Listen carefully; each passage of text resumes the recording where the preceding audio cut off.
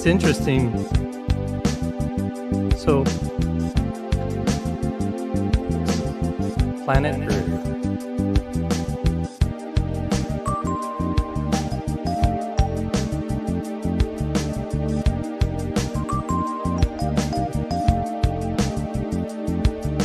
Perfect. No.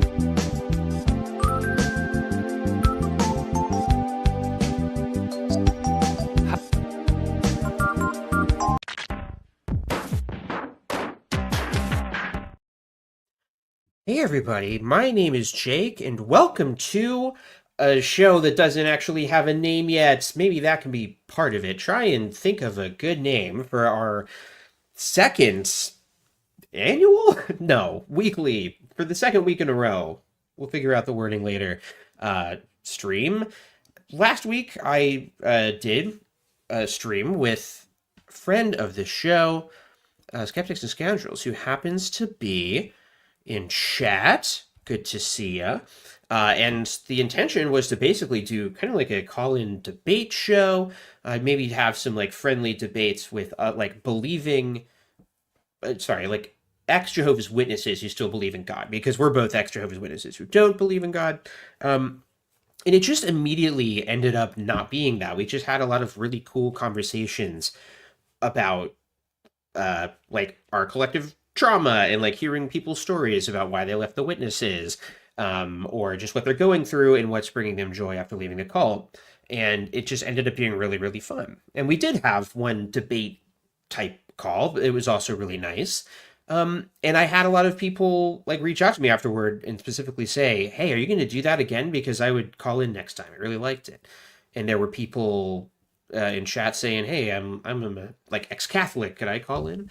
And so that was just like, it was a cool vibe. It felt like we were discovering something that was just nice. And so I wanted to try and replicate that again here.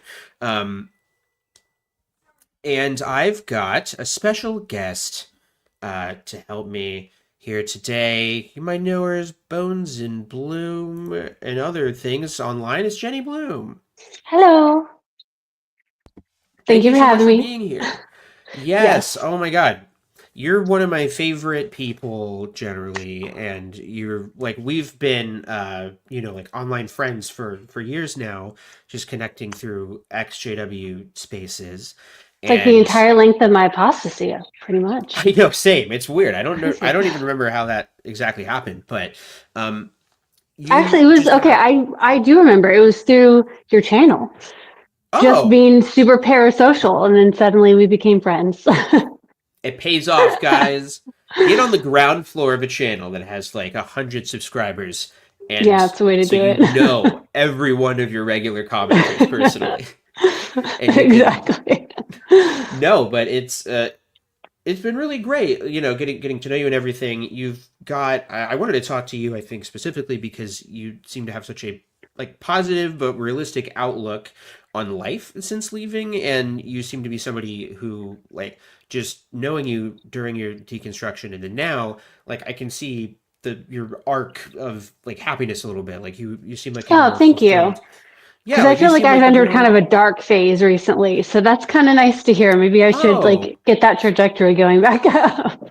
Life is hard, okay? It is, though. It's really hard. I think it is hard for everybody. And of course, like, I don't know, I like seeing social media posts, I wouldn't know that things are dark or bad. Because we're mostly presenting our best selves, I guess, maybe. But yeah, I mean, would you feel comfortable talking about that? What's been up with you? You were a Jehovah's Witness. I don't think I've said that out loud. Yes. That's true. My entire life. So what specifically do you kind of want to chat about? Like what I've been up to recently, or kind That's of a good question. I should back up and maybe have you... Yeah, let's just talk generally. No. Let me back up and say, maybe for folks who haven't seen you on the channel before or seen your TikToks, what was your background with the Witnesses? Yeah, so born and raised like so many other people. Kind of technically, I think fourth generation on my dad's side. But my parents are pretty loose about being a JW. Like my mom was an adult convert. My dad, he'd been raised in it, but he only got baptized like after retirement age. So I was already married at that point. So yeah, so I spent my whole life in it, Pioneer, did a little bit of need greater work. Um, always really tried my hardest to be like a good rule following JW. Unlike so many people who are watching this now, just got super jaded over the years. Um, it's like well, Yeah. eating the same meal every single night, and you're just like, there's nothing exciting left for my palate. Reading the same books over and over and over, hearing the same Yeah. talks, just got super bored. And I love to read. I like to learn, and so it just wasn't doing it for me. So I would get lost in my imagination and eventually started questioning things. Um, Blew Do my whole you world apart. So yeah, fun do stuff. you remember what it was, like, that made you start questioning? Like, was there a teaching that you latched onto? Because I think hearing you say that out loud, that I guess was what was happening to me too. Is like it does kind of wear you down. You've heard the same things your whole life, and so your like imagination starts to go elsewhere, and maybe that Yeah, gives you an in. Um, yeah. yeah, that's cool. What was there a Um, specific thing though that like you maybe latched onto, or like a thread you started pulling at? I can't say like specifically because there were so many little things that were kind of bugging me. I do remember kind of sitting at a meeting one time and they had read that scripture about like, wolves in sheep's clothing and, these religious people try to mislead us. And I was like, how do we know that we're not the wolves in sheep's clothing? Like, Oh, that's a good one. are we the baddies? Are we, that was kind of that thought where I was Right, like, right, right. maybe we're the bad guys here. And so I was like, oh shoot, like I shouldn't think that, tamp it down. When I really started to question, like the first time, because I was married at the time and I had a conversation with my ex. We were talking about, it was like family worship night, right? And he's like, so how are we doing spiritually? It was one of those things. And I at that point, like we were doing our Bible reading every single night together. And I was kind of like, I was mentally checking out. Like I would be on Reddit in between like my turn to read the scriptures, right? Like I was just bored. And I wasn't on XJW Reddit because I wasn't quite there yet, but I knew it existed. But I was just having these moments where I'm like, God, I hate this. Like we were going through the Old Testament. So like we're reading all this stuff. And Oh, I was like, I kind of feel like Jehovah is that bad guy in this situation. And so yeah. we're having this conversation over and over and over. I'm like, I disagree with this. I do not like this. This is disgusting. And my ex is like, well, we'll look it up in the Watchtower library later. Like, and we never did. Yeah. And so it was kind of one of those things. So he's asking me like, well, how are you feeling spiritually? And I was like, honestly, I don't know if I believe in this shiz anymore. I didn't say it like that. I was crying, but I was Yeah. like, I don't really know. I don't really know if I believe this anymore. So, That would have yeah. been So really hardcore if you said it just like that. That I cool, don't, I calm and don't, collected right at the bat. I don't believe this I shit. don't I believe don't in believe this that. shit. Yeah. So that was kind of like the first like, oh, I've said it. Like I admitted it. It was out Yeah. loud. It was out there in the universe. So the first thing I actually researched after that, because he was like, well, you need to like do some research and like Mm, reaffirm your faith kind of a thing.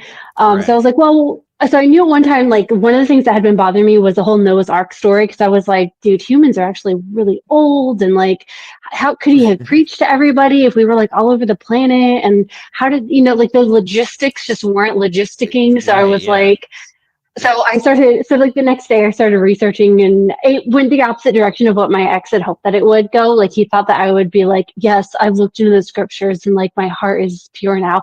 Instead I was like, oh no, I don't believe in God anymore. So it was, Yeah. those are happy fun times. But are they? They kind of are. There is a weird like exhilaration to that I Yeah, don't yeah, think I'll ever be able to like replicate in any way, because like it is like no. you're like, oh shit, the world is open to me now. Yeah, there's that. It's kind of like, you have these like sweaty palm, heart palpitation conversations, but you're also like, finally, I can say everything that I have been like hoarding Yeah. up inside of me. And I can say hi to people at, places and not feel like, oh, they're dirty, worldly people. I'm like, oh, new friend. Right. Hi, nice to meet you. Like, you just kind of like Yeah. all these emotions. It's kind of like, I think I had likened it at one point to like getting like downloading an expansion pack on a video game where suddenly like you downloaded all Yes. these new emotions, all these new avenues to explore, and you're like, oh my god, like this is amazing. Why didn't I do this before? Yeah, no, that's a great analogy. It is a lot like that. I wanted to shout out chat, and also you know what Oh else I yeah. realized is I didn't explain what's going to be happening on the show at all, which is that I do want people to call it at a certain point. I was just going to do it like we did it last time. At a certain point, I will drop a I don't actually have a phone set up for this. If we keep doing this, maybe I will. I don't actually know how that works, but I'm just going to drop a link to StreamYard in the chat. That's the platform we're streaming on. It can open on mobile, better on desktop, obviously, but you can use it on mobile. And don't turn your camera on. I'll turn it off if you try and turn it on, because We don't want to see your face. we don't want to see your filthy faces. Keep that to yourself. We Uh, just want to hear your sultry voices, you know. That's exactly your dulcet tones. That's what we want to hear. And mostly, I just for your own privacy. I think, like, what if something weird happens in the call and then your face is on the internet? You know, I'm going to make fun of it.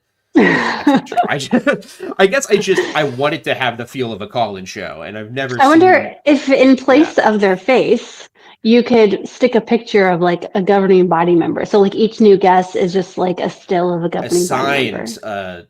Yeah, like assigned to role. No, Hmm. that's actually not a bad idea. Although it almost seems insulting. Like, oh no, Yeah, is right. Yeah, that's who would true. I I wouldn't want you to designate as superimpose one of like? those Do guys' I faces give over mine. because David's play is probably my least favorite. You know, do I give that to my least favorite callers? That gets complicated. Ooh, Yeah. okay. I need to sneeze. Can you carry this for a second?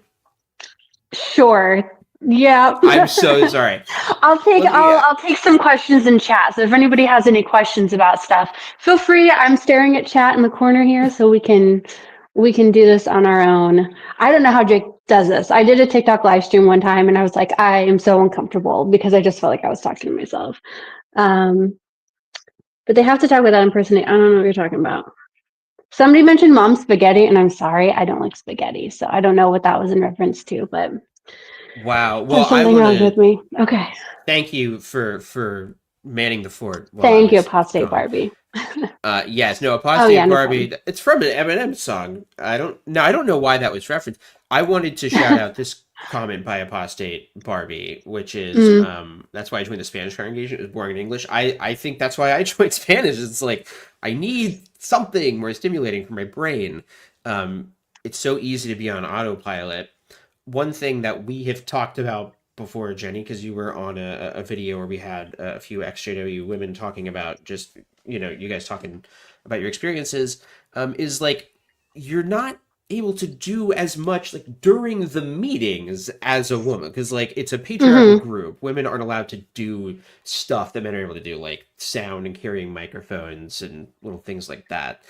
Hmm. Was it hard to like keep your brain stimulated during the meetings? Like, what would you I do? mean, not for me because I do a lot of world building anyway. So, like, I Yeah. just had certain worlds that I was escaping into, but I was also fantasizing about like fading. And I didn't know what that term was at the time, but I would Ah, imagine, I was like, okay, but I was like imagining that I wasn't married or that my spouse had died or something, like something horrible had happened, you know? And then I'd be like, okay, yeah. I would move here and like this is what I would do. And I would just like pretend that I was going to meetings, but I wouldn't tell anyone back home that I wasn't going anymore. Like I was thinking about all of this stuff and this like life that I could have if I was like free to just leave and go do it. So, chances are like if my spouse nudged me to like have me comment, I was in another world, literally, just like thinking about what it would like to be free and not in the Kingdom Hall. Yeah. Yeah, I would also do that when I was doing these, assignments and stuff too. That's funny. I had that experience of like I didn't realize that I wanted to leave in some sense, but I did fantasize about like, well, what if I just like for a year like finally went to From Los Springa or Angeles and something. Yeah. pursued comedy or like whatever. Like I would have those little moments and I then I guess I would just be like, but nope, can't do that because the truth. Yeah, you like kind of snap back into this like beige building that you're in, surrounded by, Yeah. beige people. You're just kind of like, oh, like, I don't want to be here. Yes, totally. Oh my, okay. So Dial says both myself and a friend developed trichotillomania. Is that how you pronounce that? Hair pulling from how Oh no. unstimulated we're at meetings. You know what is so fascinating about that? I was a compulsive nail biter, and I'm not anymore. I was trying to figure that out recently. I'm like, I just like realized one day, like, I think it's been years since I've bit my nails compulsively. Interesting. Why did I stop doing that? That I wonder if that's why. I wonder if that's part of it. I'm gonna Potentially. steal I mean, your trauma yeah, dials. yeah, you did this. Well, I did this other weird thing too. Now, I'm grateful that I didn't do anything like that, but I do still have a problem of wanting to escape into different worlds. Like it's how I fall asleep. It's how I come up with my best stories, honestly. It's like I'm sitting there just thinking about characters and worlds and places that have nothing to do with real life and have nothing to do with Right. JW life. So Yeah. it's fun. That's a tough one. I would It's do the unhealthy same though. thing because I knew I wanted to write or whatever, and I would just kind of craft these little stories. And the weird thing that that I've experienced since is you don't realize like how much you're locking off parts of your own imagination because you're like, Mm, well, but that's demonic, so I have to think yes. around that. Yes. I have like a notebook of stories that I had written when I was a teenager, just like short fantasy stories. And at the time I'd print them all off and stick them in my little notebook and I still have them. And I love to do like rework fairy tales. So I have like Sleeping Beauty and other versions of those stories that I did, but I did them without magic. Like there were still some Yeah. elements of fantasy in there. Like I still have like I think I turned the spell where everyone falls asleep into like a pandemic where like people start falling asleep or like so I kind of had to change it up a little bit, still in that fantasy setting, but I was like, I can't do magic and there can't be witches. So I was constantly trying to, that kind of Yes. makes you a little bit more creative because you're trying to like skirt around these Yeah. rules. But now that I don't have to do that, I'm like witches and dragons and put everything in those I stories. know. It's, sorcery. Same. Like I love it. I love it. I know. I was always doing like sci-fi stuff because it was like, Mm, well, I can kind of do this like it's not magic, it's science we don't understand yet kind of thing. And right. since leaving, I've been all magic mode because it's like fuck it, it's satanic occult magic because that's awesome. Um It's the best kind. the best kind of magic. Okay, this really unlocked some memories for me, Skeptics and Scoundrels. If I was theater in a discrete spot, I would draw Super Mario Brothers 3 levels from memory. That rules. I would do that with like uh before Sunshine came out, and it was just Mario 64. I would be dreaming of what the sequel would be, and I would like dream like what would the levels be like, and draw little things like okay, Mario can get different little hats that give him different abilities, and like that would be what I was doing in church instead of listening to the Yeah. Bible. I don't know, whatever. So somebody's mentioned that I'm really loud and you're really quiet with the audio. It Oh could just shit! be I'm generally really loud anyway, so I'll try to rein it in until that's fixed, although I No, can't no, guarantee anything. I had that issue last time with me. How do I fix my audio mic volume? Let I me don't want attribute anyone to feel that. accosted by my voice. Is this any better? Am I louder now? Be louder. Jake is quiet. Jenny is louder. But that might just be louder than me. Backroom Confession says I hear you both just fine. Oh boy, we really got mixed reviews here. Maybe I this know. is a one earphone thing situation. Did I get Um, louder? God damn it, I really want to know. I can't tell if I want to turn on.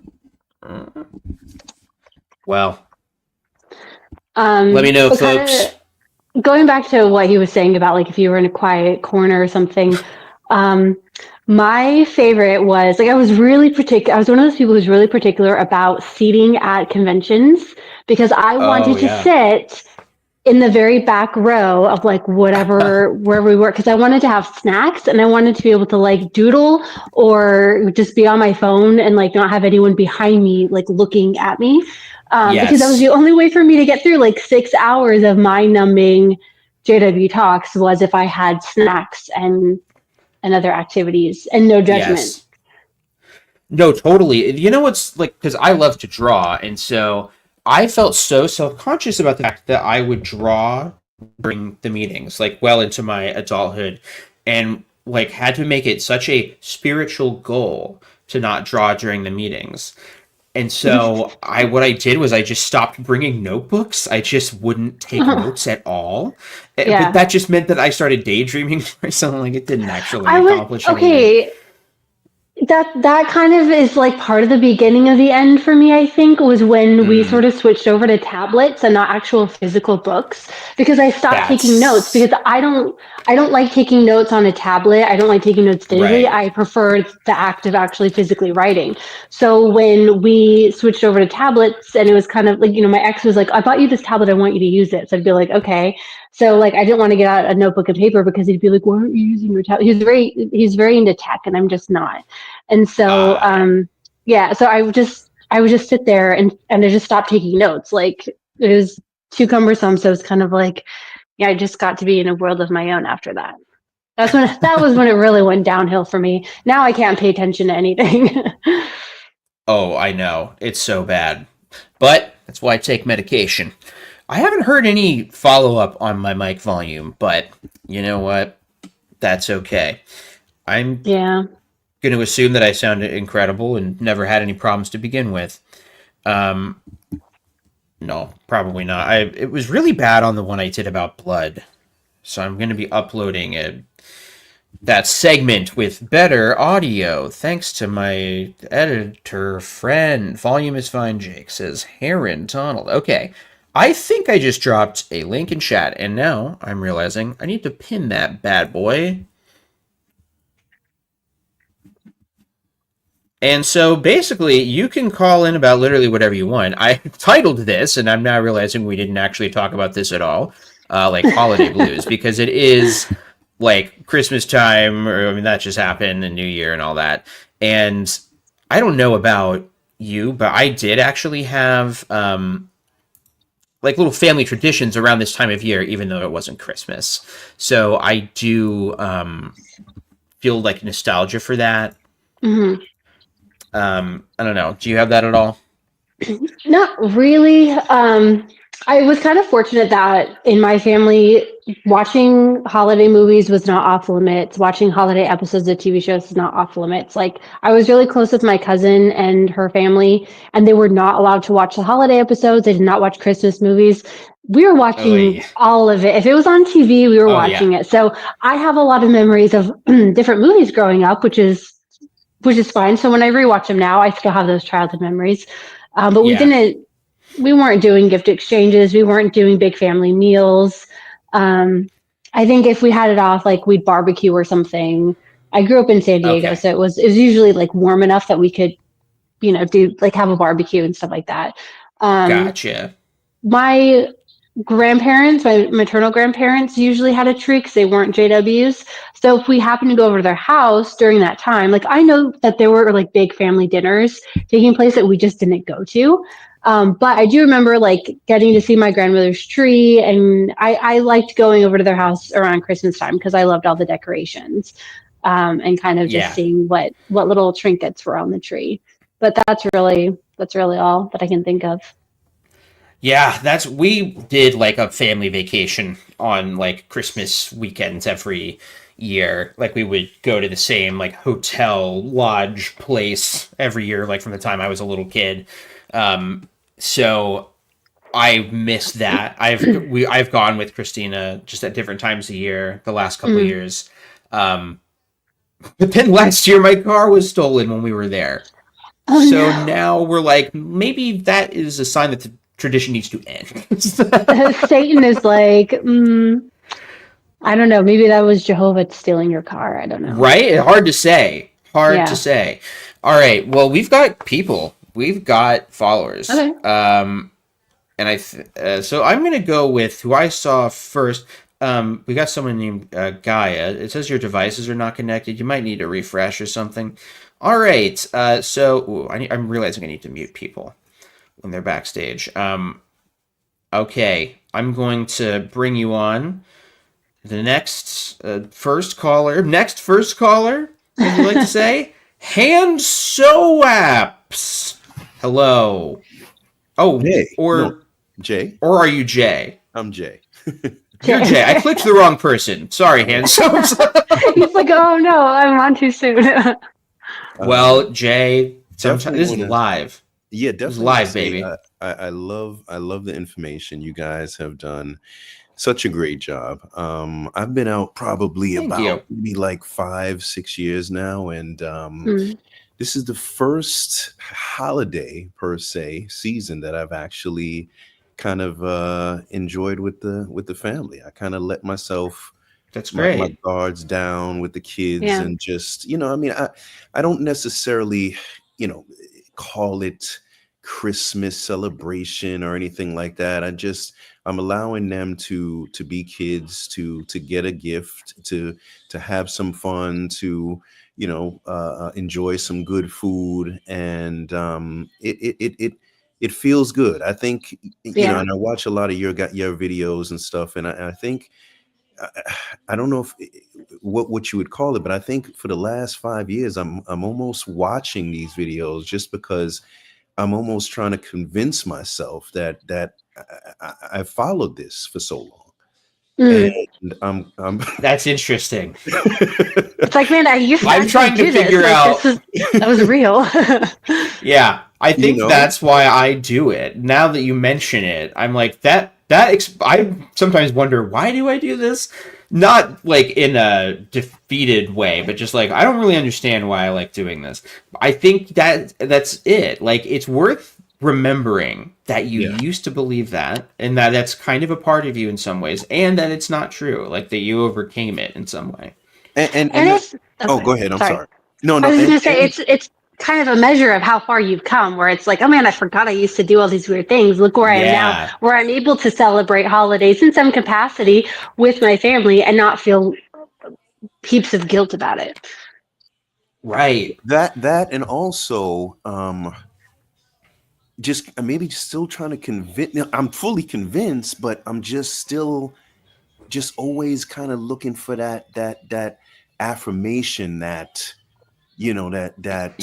this is totally, because it's like, if you're let's just say a woman is dating a man for 20 and married to a man for 10 years and finds out he was having an affair the whole time. You try to look back and try to figure out, man, I didn't see that. I wasn't when you went out that day. So when I look back now, I'm like, how did I not see that? And I really attested to, I was uneducated. I knew nothing about the Bible. I went in there, man, and sat down like everybody else and listened to what they churned out. I didn't do any in-depth study, right? Because we're told not to, and so on and so forth. But I mean, I just wanted to say I love your stuff. Like I said, I'm feeling good about just enjoying life and not being in fear, not being in fear of man, not being in fear of everything that they want to, make us be in fear of, and enjoying each day for what it is, And making good memories with your kids, so that when they're adults and they have this time of year come around, they can reflect on the time they spent with dad and mom, and doing their own little traditions. Even if it's not full on Christmas like what other people have in their families, you can make your own traditions with them, and I think they'll appreciate that. Yeah. And quick question, I didn't know if do you guys believe in a God now, or what's your thought process on that? Because I know some JWs are even atheists and so on and so forth. So I didn't know what you thought. I would say personally, I am agnostic atheist with a little bit of pagan in there, because I do like a lot of pagan stuff. But I don't really believe in any higher powers at this point. Okay, gotcha. Same here. Now, and this is just, I have to do this because it's mandatory, and I do apologize, but we just had Bo show up. He was actually right here. Can you say hi to us? Oh, shoot. I did see him jump. I see his tail. There he is. Hey! He knows when to come on. Get that camera off me.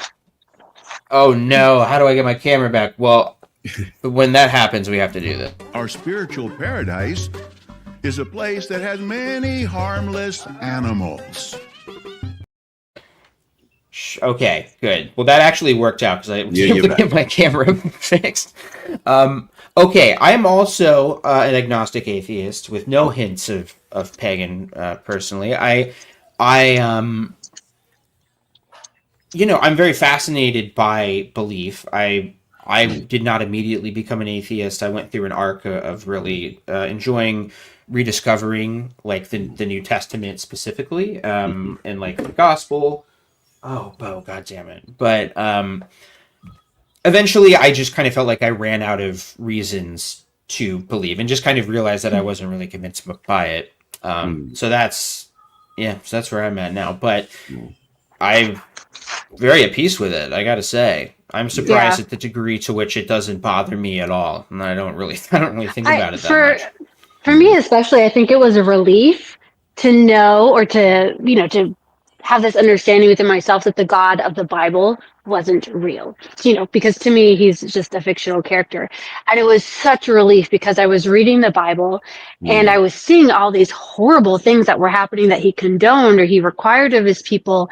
And I was just like, why am I worshiping this being? Like, why, if he's real, why would I want to worship a God like that?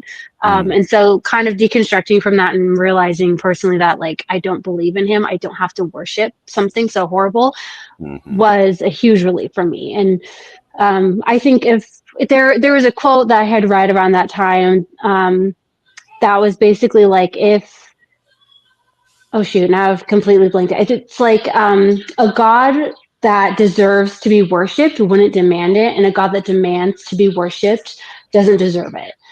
So that kind of sat with me for a little bit because I thought that's so true. Like, why would a God who has all this power and, creative energy, knows everything, expect, like you don't expect an ant to worship you, right? Like just because you chose not to step on it, like it's such a weird thing to me. So that was kind of something that stuck with me. And I think about that whenever I kind of dive into the idea of a higher power. Last thing I think I'll say real quick, but the other day I was also thinking too as well. Would it be so unjust for a higher power to admit he made some mistakes and just say, I was wrong, that this didn't deserve to be like this. You know what I'm saying? I mean, how fair would that actually be? Well, and like Alan Watts said, he's met God, and she's a beautiful black woman. But, you guys keep rocking and keep putting that you too. That thoughts out there. Thoughts on Neanderthals, as I say bye. Thoughts on Neanderthals? I honestly don't. I don't have any thoughts on Neanderthals. No, I love history. So looking into humanity and our origins. That was always something that I struggled with as a JW because we have all this evidence of early humans and Neanderthals and really no way to justify that in the Bible. So now that I don't have to justify that through the Bible, I can look at early human history and just be in awe of what our early ancestors were able to do. Even Neanderthals, we think of them as like these ooga booga living in a cave, but they had their own traditions and rituals and they took care of their own. We have a lot of evidence for that too. So I think learning about them is pretty fascinating. So well, you guys rock and love the audience and keep doing some great work. Thank you, Jay. You too. Right, man, talk Merry about Christmas. Dulcet tones. Also, I know. From the studio. That was such a smooth voice. I was like, oh, you'd be good on the radio. I know. He could have like insulted me directly the entire time. Like, you're a real piece of shit. I would have been like, you're right. Honestly, you're right. Okay, well, I gotta. And by the way, I think this our waiting room maxes out at like maybe 10 at some point, and we've got quite a few people. So I'm gonna try and keep these relatively short. But this has been good so far. Hand soaps. I'm so sorry about before. First question, can you forgive me? I can forgive you. Can you guys hear me all right? Yeah, I can Yes. mute. Yeah, actually, I'm not gonna lie. I wasn't prepared because you said that other guy's name. So when you let me in, I kind of was. You kind of scared the shit out of me a little bit. I was like, Good. Makes people remember who's in charge. yeah, I can exactly. instill You gotta fear. Keep the You're just The taking on a god commentariat. complex. That's why I like this call-in show. I can see all my little subjects down here in the waiting room. You can fling them from the earth. I can mute them. I can confuse the languages. Actually, I do need to mute some people. So, Hand Soaps, why are you calling in today? What's your deal? I should have a question prepared. Well, I've been out for about 6 months, and Nice. actually the first piece of quote unquote apostate YouTube content I ever watched was your video called Jehovah's Witnesses Are a Cult, and Here's Why. So thank you for that. Yeah, that was a big part of my waking up story. But I was That's raised... why we do those videos. Yeah, I know. That's so great. Well, were you like, this is so shitty, but he makes some good points? Because that's what I feel watching it. I'm like, wow, No, I did not know how to edit videos. No, yeah. To be honest, I don't know. It just it had all the pieces of what makes up a cult, in like one dedicated just format. I think it can be kind of vague when you try to like do research on cults in general. So yeah, it just had true. everything there. It was a lot of stuff that I kind of already knew. I just was looking for people to agree with me, to be honest. I was already kind of there. It can be hard to admit it to yourself. I think I struggled with that as well, where it's like you see things that are wrong, but you can't even tell yourself they're wrong because you know what that process is going to be. Yeah, absolutely. Yes. Well, can I ask what brought you to the point where you were willing to look on YouTube? Because that's a scary, final step when you reach that point. What made you start questioning? There was one specific moment. I was raised in the truth, or not the truth, but sorry, I still have the habit of calling it that. It's all right. That's all right. It happens. But I was raised in the religion. But in my experience, there's two types of witnesses. There's the types of witnesses that are witnesses because they believe in the Bible, and then there are witnesses who believe in the Bible because they are Jehovah's Witnesses. I don't know if anybody would agree with that, but yeah, I see that. That's well said. Yeah, I think that very much the latter. So I think like a lot of other people look at it in a way of, am I in the right religion? For me, it was also it was instead, am I an atheist or am I one of Jehovah's Witnesses? Like it was, there was no 100%. Yeah, 100%. I went back and totally relate to that. So yeah, because I used to say that, where it's like, man, it's a good thing I was born into this, because if JWs came knocking my door, I would be like, no, I don't believe in God. Go away. Like I was never interested in going to like other churches. I was never interested. I was just like, oh, it's a good thing I was born into this. Like, yeah, right. Yeah. So for me, my entire life, it just, I knew anytime, somebody would make a comment about how they're so certain that they have the truth and they're so certain that God exists, I would always kind of just silently have the opinion that there's no way to prove any of this. Like it's kind of like a coin toss whether or not any of this is true. But when I was a little kid, I was trying to do research for a meeting or something, and I accidentally went onto an apostate website. I don't even remember what the site was, but that happened to me too. I couldn't have been more than like 10 or 11 even. I was very young, but basically the point of the article that I went to, it was called The Apostate Boogeyman, I think, and I didn't really understand it at the time. I was like a little kid, but the point of the article was that like apostates don't actually exist. They're just a boogeyman made up to instill fear, which is very accurate. But I always remember that one article, and I always kind of had these like atheist, agnostic leanings, kind of. So what kind of did it for me is my older brother actually was disfellowshipped. He was an elder in Bethel, so that kind of put some doubt into what an apostate is and what a ex-JW is and the disfellowshipping arrangement and all that.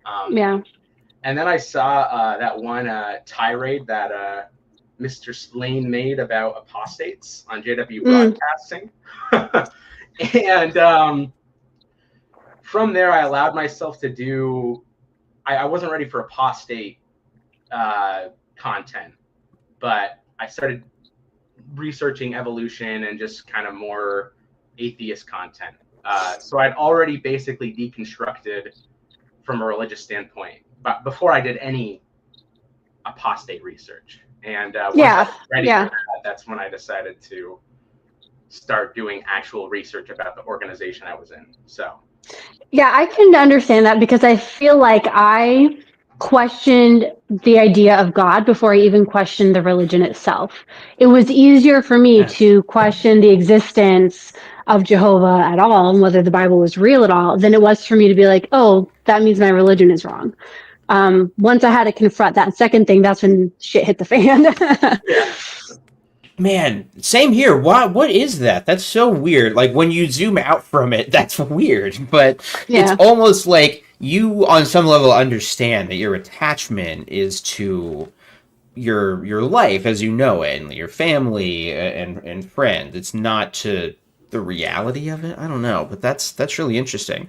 I'm very heartened to hear this, because when I saw that David Splain talk, I was already questioning. Or no, I was PMO and like doing the channel and stuff, and I remember thinking like, man, this would have definitely pushed me over the edge, because it seemed so much like talking about like don't go over there and press that red button. Okay, everybody.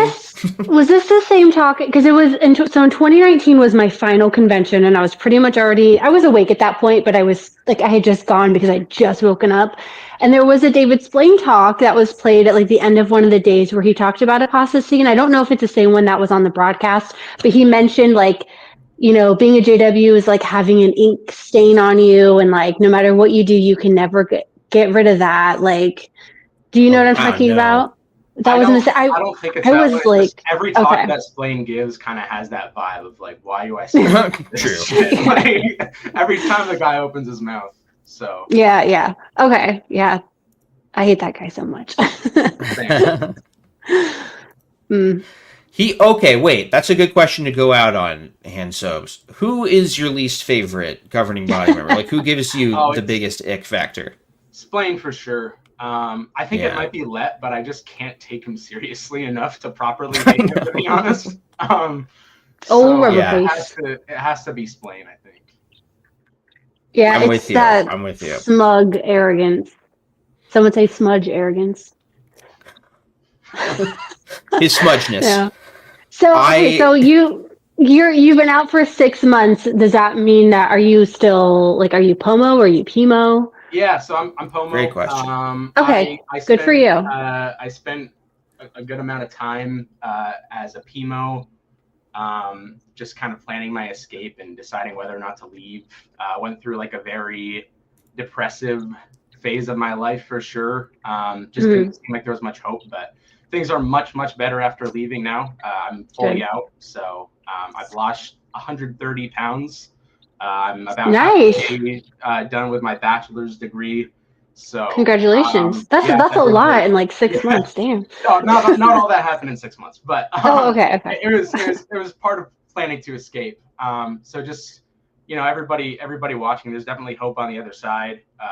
People are really cool in the world, to be honest. There's not that many horrible people out there. Nobody's out to get you. So except for the CEOs, if you know what I mean.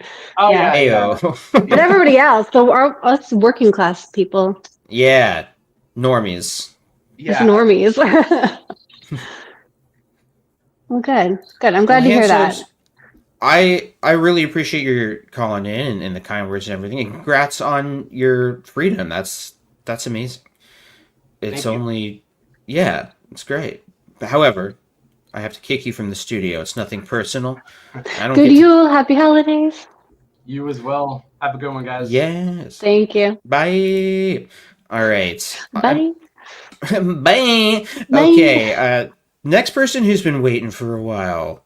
is Gaia. Gaia, can Gaia, you hear me? Mother Goddess. It's so nice to be here. Welcome, welcome.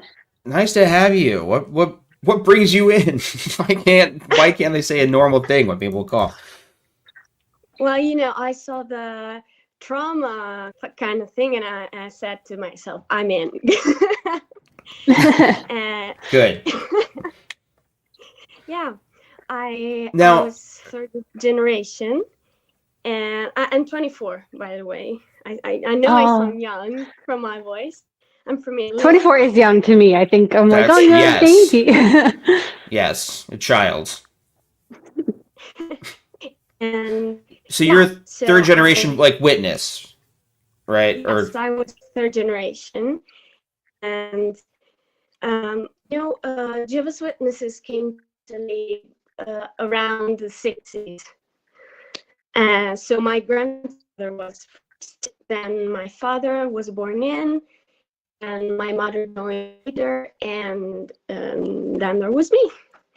I got out of a very dark situation. My father was an elder for many years.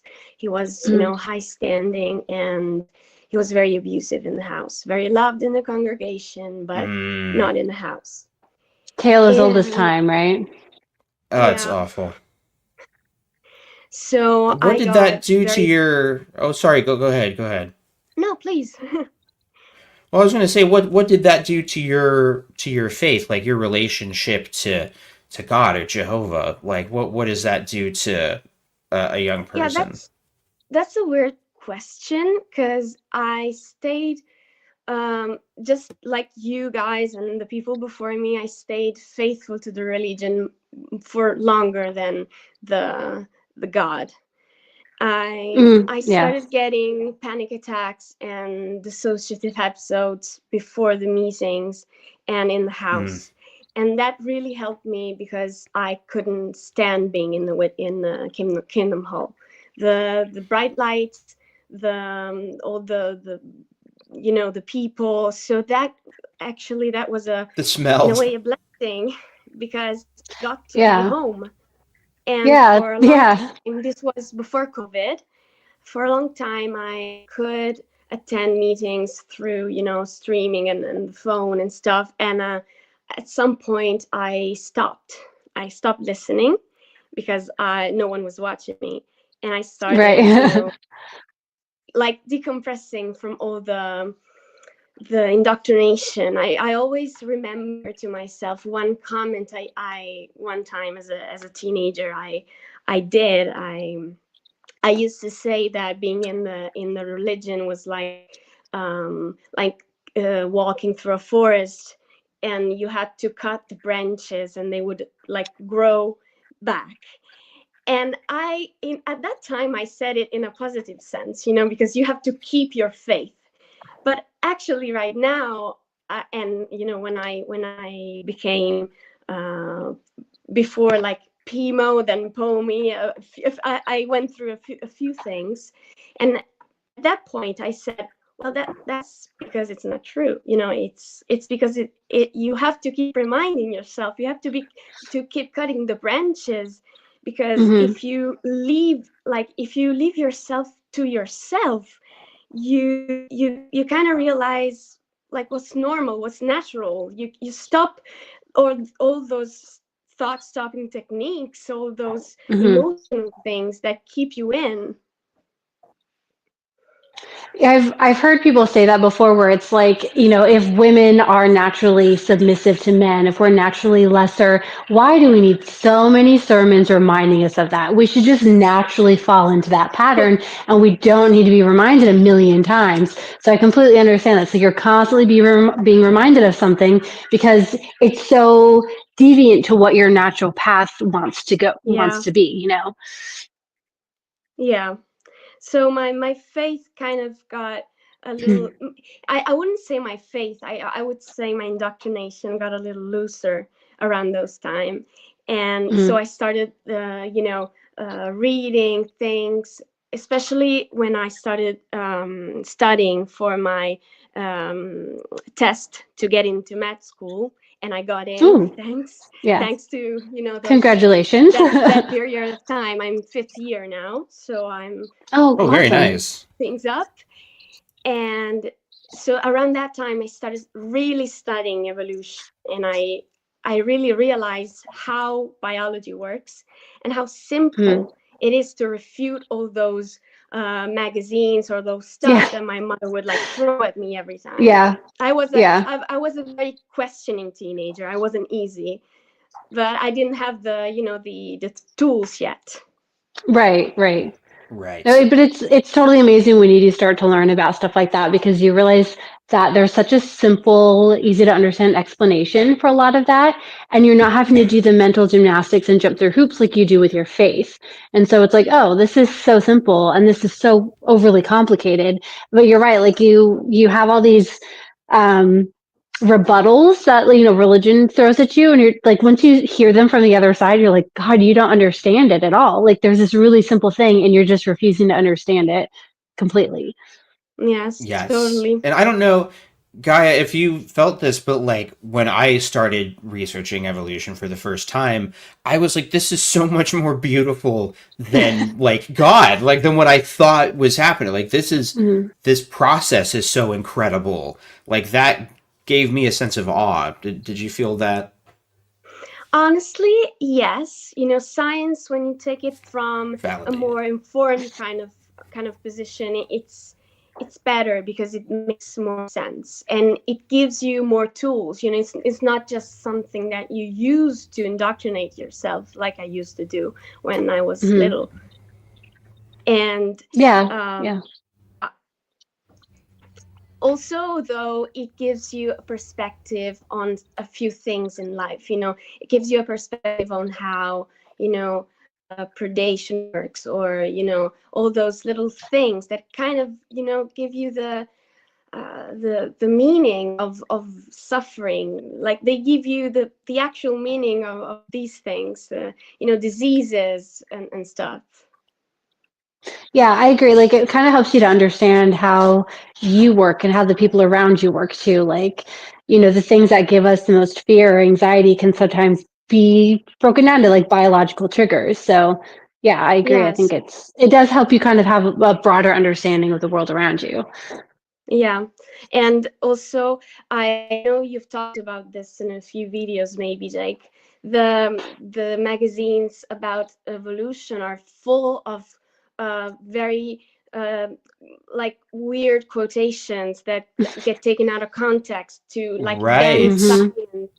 And when I studied biology, and then I was living with my grandmother. She was a pioneer. She was a very, big witness. And she would like give me those magazines to tell me, now that you study, do you understand this more?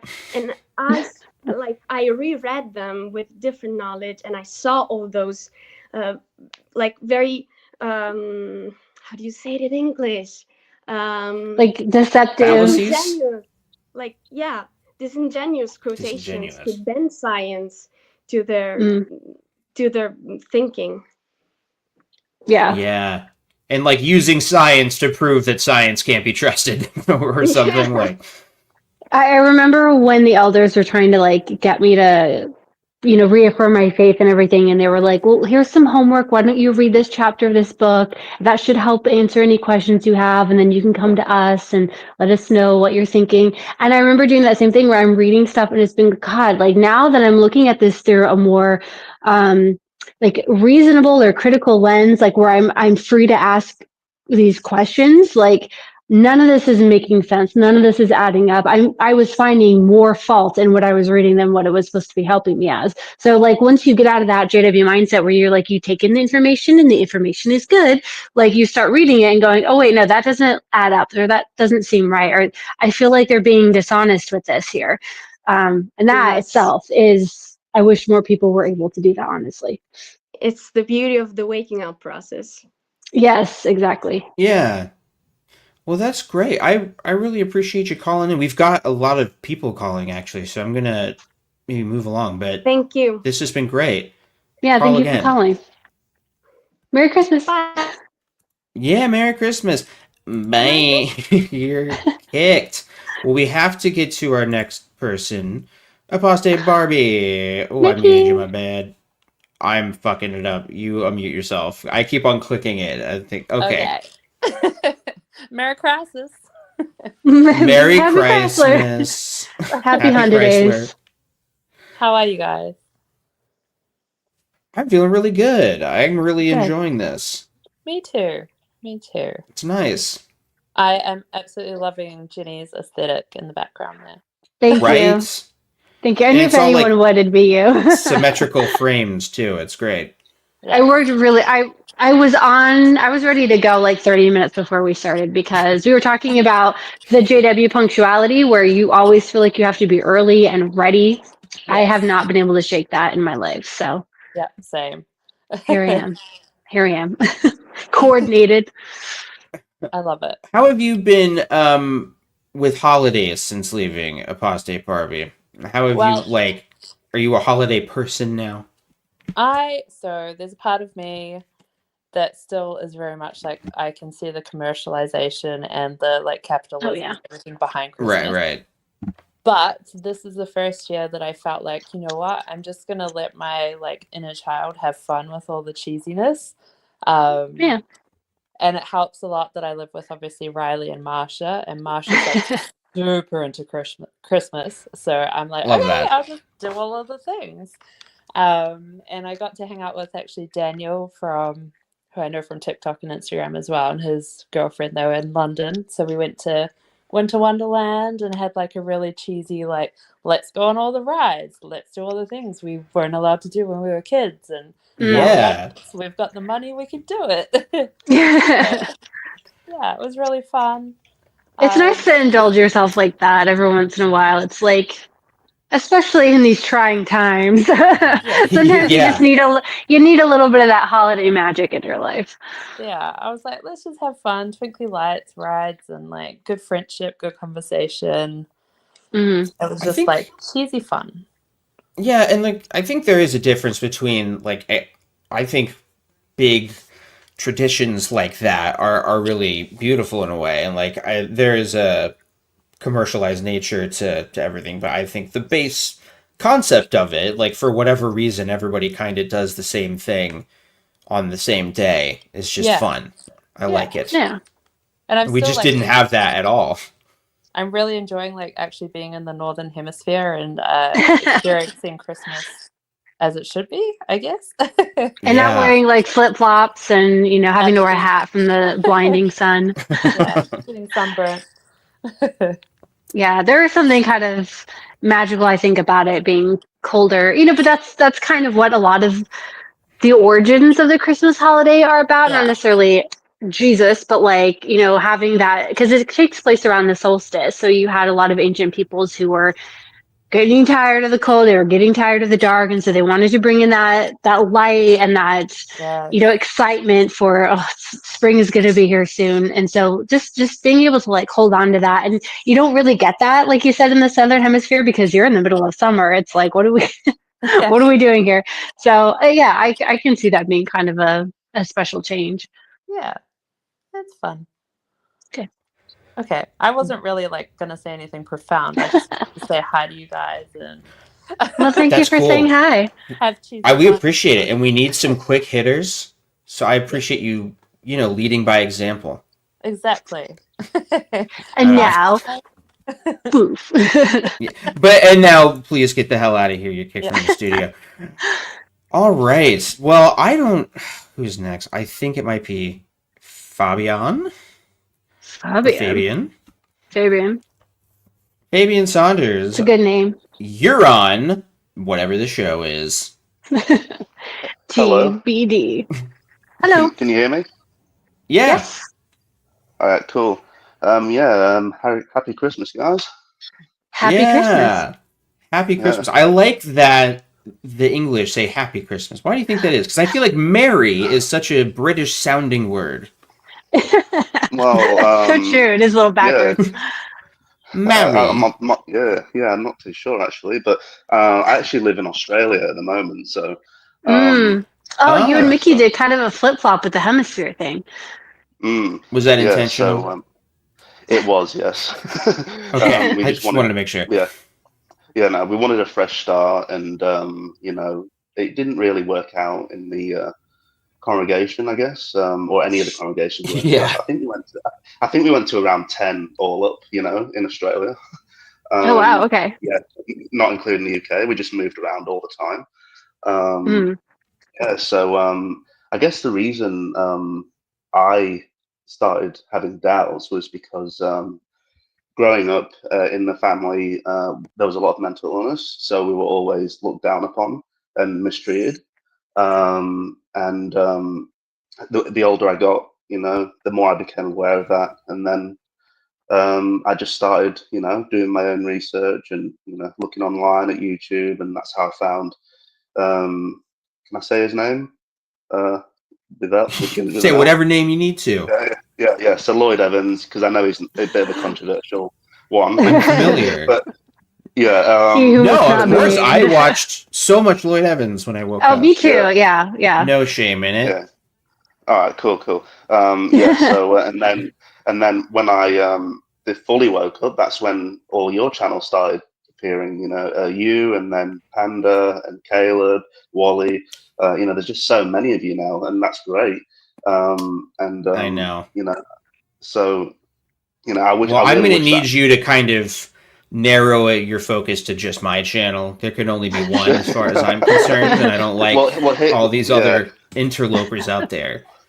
Well, to be honest, I don't really look at XJW content anymore. I just sort of just live my life and just get as much enjoyment out of it as I can. That's always the goal, But I do appreciate what you guys are doing at the same time. So even though I'm not constantly looking at it, I still glad that you guys are doing this.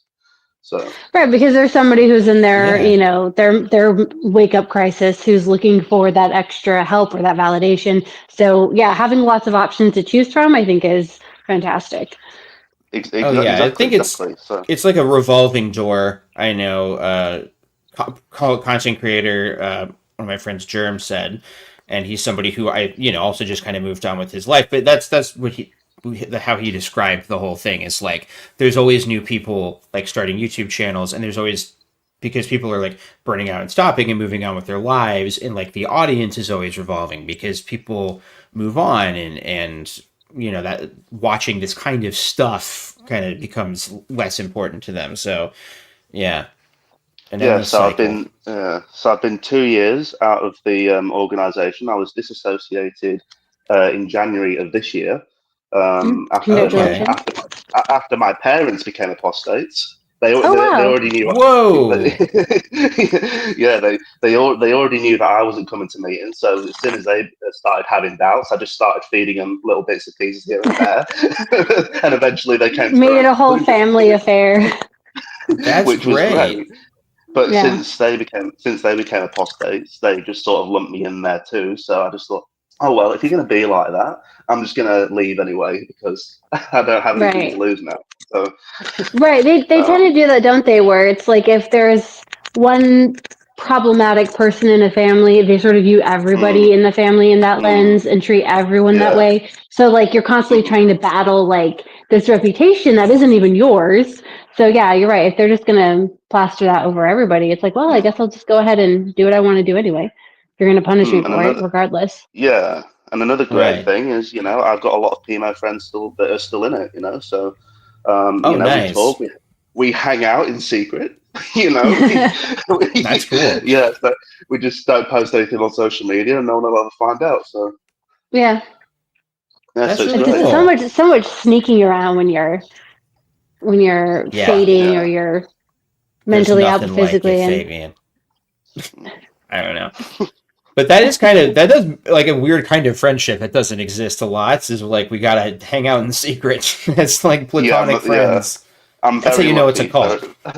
Very lucky. I remember when I was still like PMO, and my friend who had disassociated years prior, like we started hanging out. I felt like I was having an affair because I was not telling my spouse that I was going to go hang out with this apostate.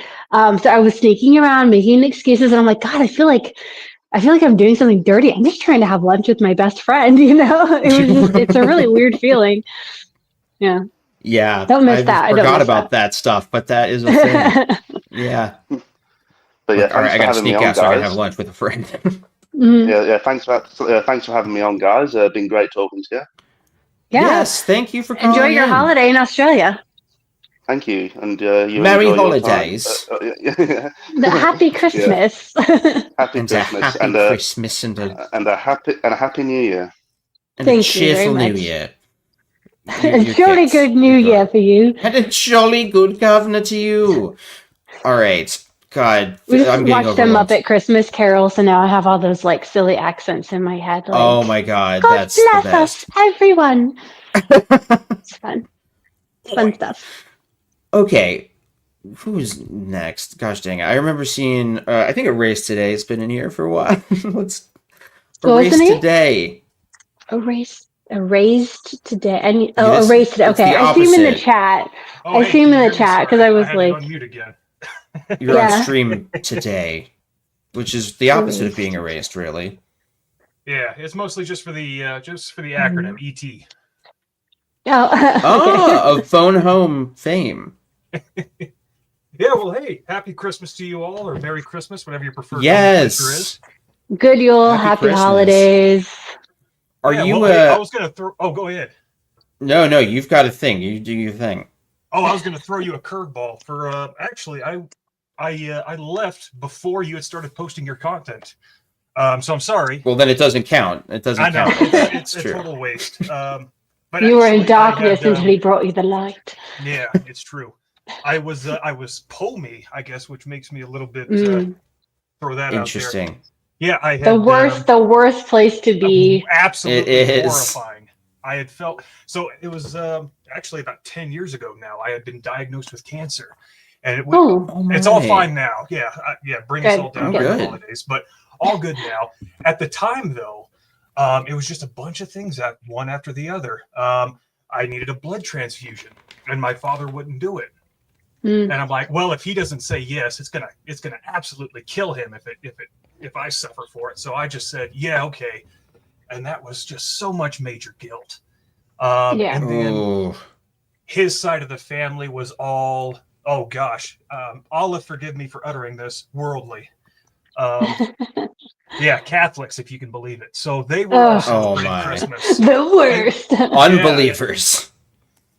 And they invited me over for Christmas, and it was, oh yes, I get to see this family that I don't get to see all that often. And then on the other hand, it's Christmas. What am I doing here? Yeah. Look at the tree with the star on the top. We all know about the star. The Satan star. Of course, the Satan star. And so Christmas was I always liked the aesthetic of it, the lights. Yes. Same. That's what it's about for me. Yeah, the lights, the music. Everybody complains about the music on the radio, but by golly, I like it so the best much. part. I have like a dozen Christmas records right behind me because I love to collect old, like really old, like Christmas vinyls. Doesn't matter what kind it is. I love it. What a fun collection. That makes me happy. So I guess it's nice to be able to walk outside right now and just enjoy the atmosphere without the guilt. So without the guilt. Yeah, solid wish for everybody watching the stream now. I hope you can enjoy, if not the holiday, then at least the atmosphere. Yes. The vibes, really. Yeah, absolutely. The holly jolly vibes. The holly jolly vibes. It's the most wonderful time of the year, really. It is a warm, cozy feeling. Even if you don't relate it to Christmas or, this tradition that maybe you don't have, it's hot chocolate, it's peppermint sticks, it's gingerbread cookies. Like those things aren't exclusive to a particular belief system. Right. They're just kind of a warm, wintry thing. So even if you're not into the holiday itself, it's winter time, so like you can take part in a lot of the wintry things like that. So all I want is my damn gingerbread house. Is that too much to ask? Is that going too far? Have I fallen down the slope? We bought one last year, and then it stayed in our cabinet until this year. And we had to throw it out. You didn't make it? I love the candy of that. I'm a bad architect. So same. it's not I was pretty. really scared to build it, to be honest. Yeah, I'm like, I'll just eat the candy. It's fine. Give me the frosting. Love gingerbread though. Love it. Erase Well, today. oh, Yeah. Yeah, I was just gonna say thanks for having me on. I'll get off. Go ahead and kick me off. Get me out of here before. All right. Bye. Well, wait. I don't want people to like it. So now you got to stay. No, I'm just kidding. You're out of here. Oh, How's no. that for a curveball? You've become the curveball Ed. I think Yes. Frankie. What is this? A house Frankie friend? and Daniel.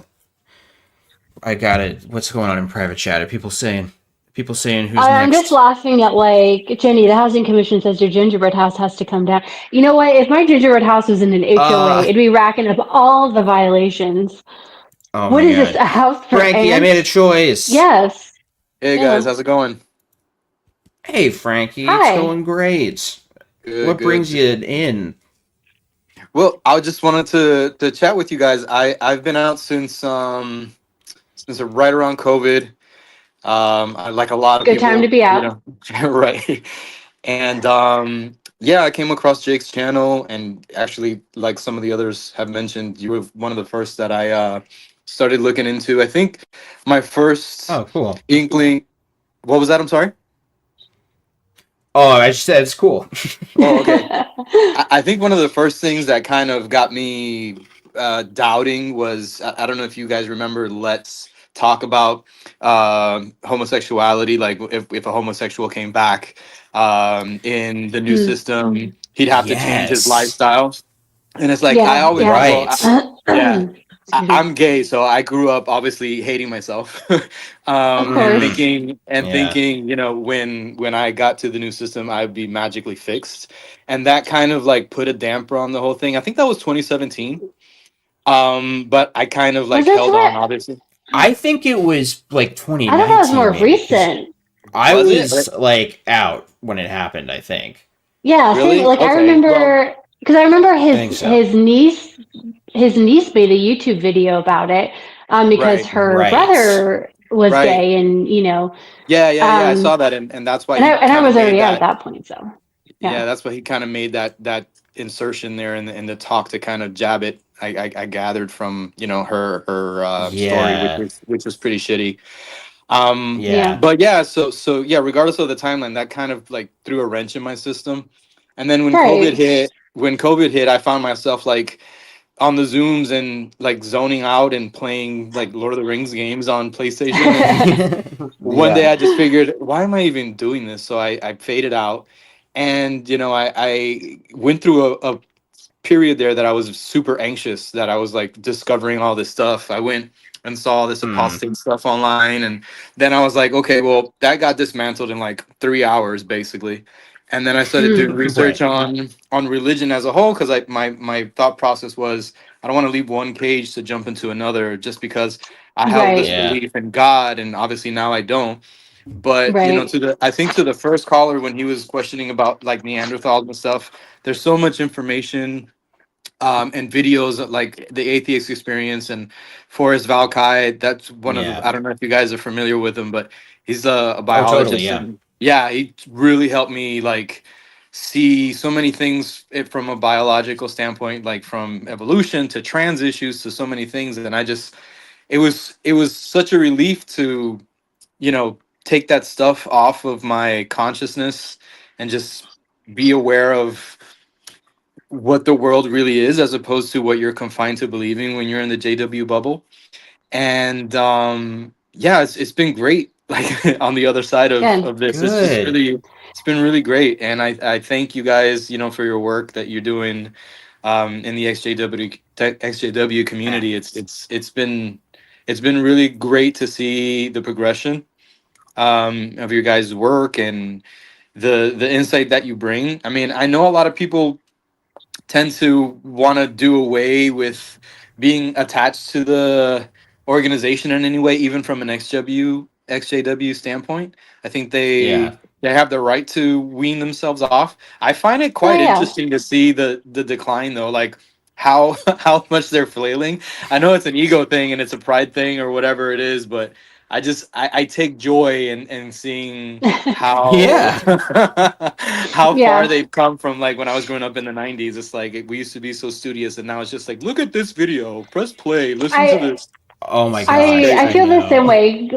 I feel the same way. Like growing up in the 90s, I remember being like a teenager and studying the Isaiah prophecy book and the Right. Daniel Oh my prophecy book. God. And now it's like they're literally studying the children's I know. literature. Like that's, and I'm just like, what the heck? Like that's so embarrassing for you. Oh man. Gosh. Yeah, for sure. The vibe when she said like the Isaiah's prophecy book, I was just transported back to the book study in our Same. little I remember where it was. living Yeah. room. And like we had a fireplace, so like in the winter, like we would have a fire going, so it's like a little warm and cozy, and you're reading this like tome of like Bible prophecy. You really feel like smart and scholarly. Where's my top hat for this? Yeah, totally. Christina says that also Totally like me to vibe. fall asleep. That's true.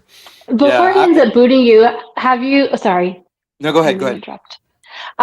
Okay, so kind of going back to like XJWs trying to like wean themselves off of things. Have you seen Luke Evans' interview that he did recently? Because he's I don't know if you know who that is, Luke Evans. Is that The actor? Is that? Yes, Gaston. I have. Yes, yeah. Okay, yeah. Bard the Bowman. I just watched that, and I think it's one of those things that's really interesting because here he is, he's a super successful actor.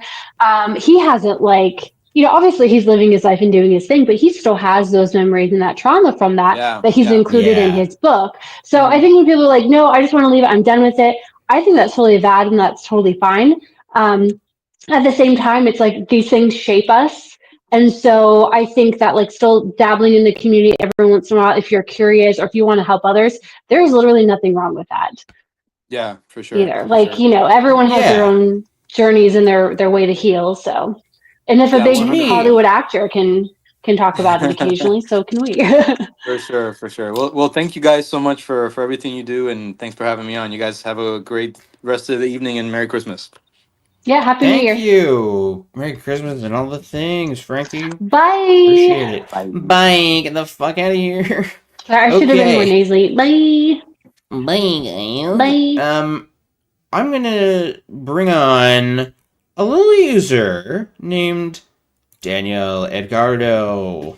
Hey, how's it going? Can you hear me well? How's it going, Daniel? Bonjour. Feliz Navidad. Bonjour. Feliz Navidad. Yeah. I have to say what's going on, my man? Hi. Pomo here, 3rd gen. I never got baptized, which is cool. Congratulations. Yeah, I remember trying to at 17, 18, and 19, getting rejected. Oh, you tried to? Yeah. And then when I turned 10 years old, I started going to university, and then it all went downhill over there. So. What was it that made them say no? That's weird. And this is absurd. I was like the nerd kid who really read everything and really read all the Bible quotations and so on. But the reason why they rejected me was because I wasn't preaching enough. But they knew why I wasn't preaching enough because I was working with my dad. So it was kind of silly from then. It was like not enough ministry time.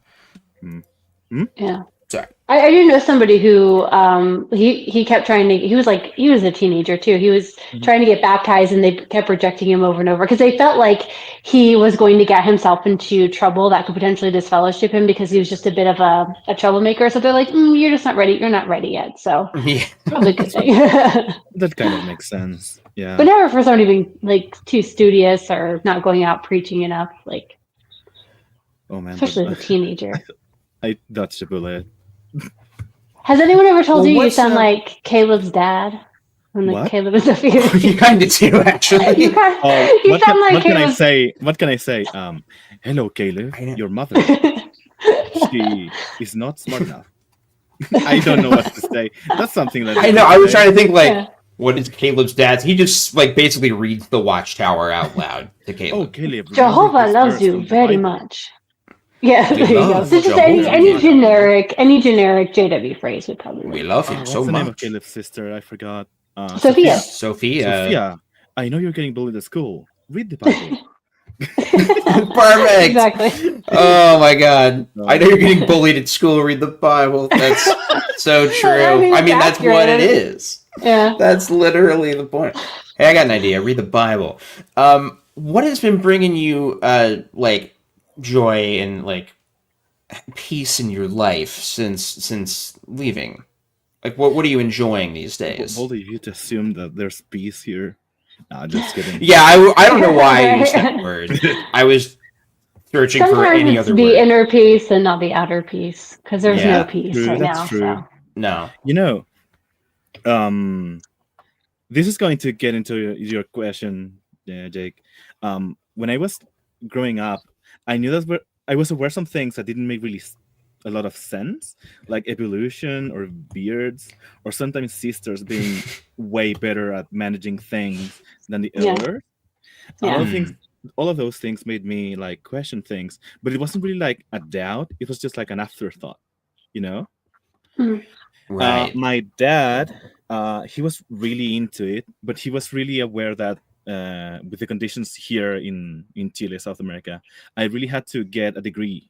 So he really wanted me and my sisters to get into university, and that's when I started studying philosophy and literature. So I had to read things, like actually read and think, instead of reading and repeating what the paragraph said. Right.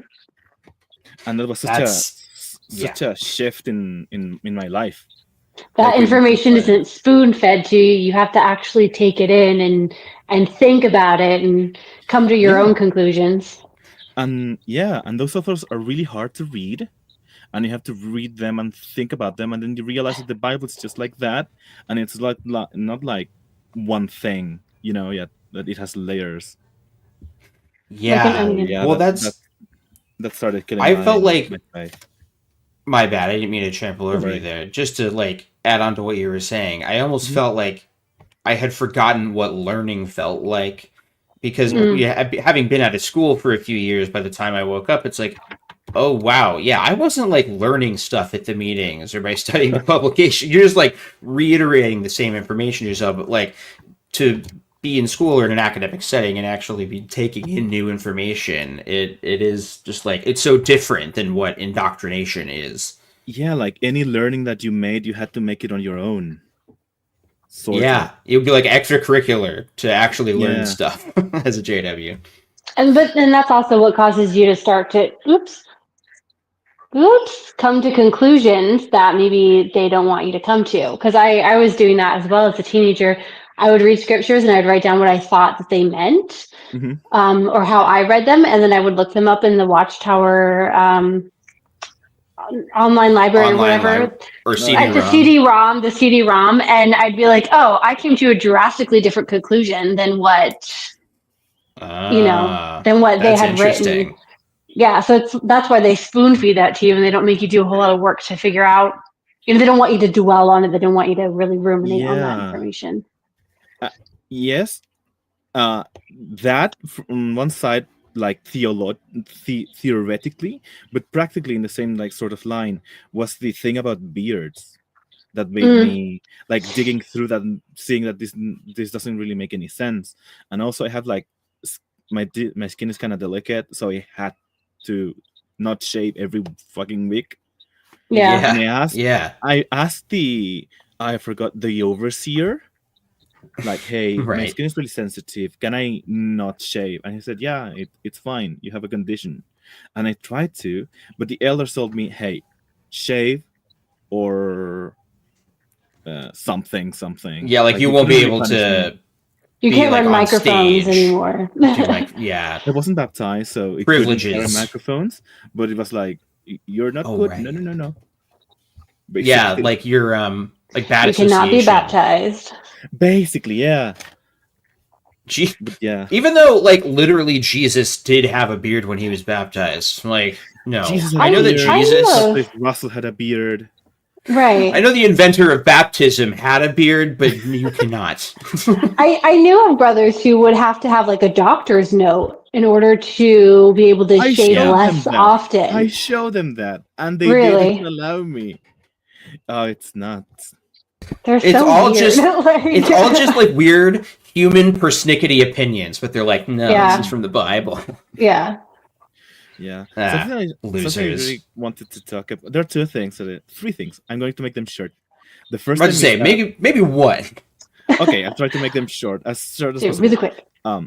25th of December is Christmas, and the 2nd of January is my birthday. So every time I return from school, thank you. Every time I return from school, they ask, hey, what did you get for Christmas? I said, oh, nothing. What did you get for your birthday?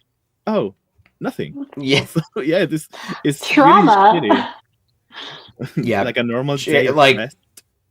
January birthday for me too, so I always had that. It's not good. Also here, the summer break is December, January, February, so everything was like that's right. Okay. Yeah, South America. Yeah, something that this is the second thing I'm going to make really quickly. When I started going to uni and abandoning my faith, two main things people asked me.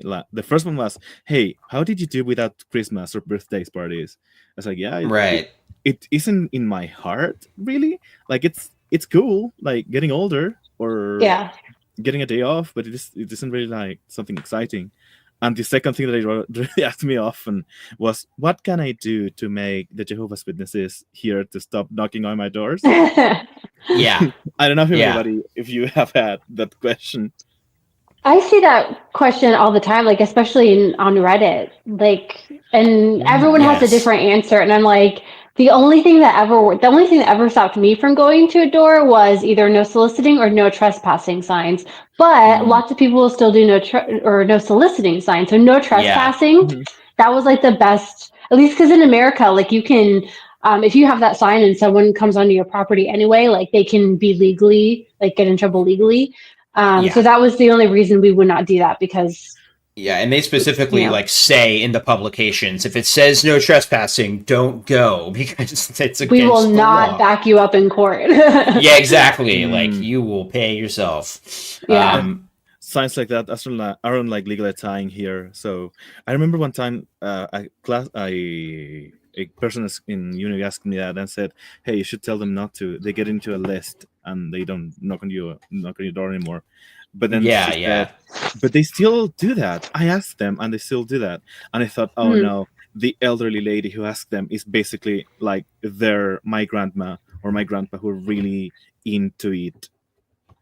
So Or like sometimes even if you get asked to put on the list, like people don't always check the list when they go door to door, so then they don't realize it was a do not call. I wasn't supposed to go there. Oops, so that's why I'm like, you have to have like a full sign, like no religious people, no Jehovah's Witnesses. It's like literally the only way. The size of the door, like the whole door sticker. Yeah, it's kind of. Hey Daniel, I'm gonna kick you because I gotta take a pee break. It's fine.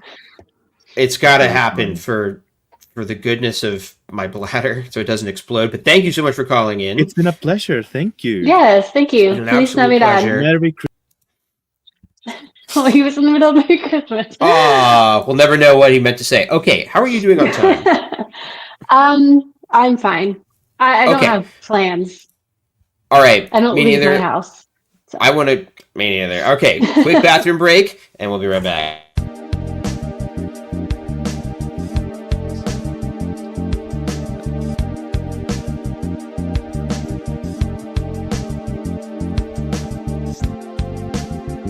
It's interesting. So, planet Earth.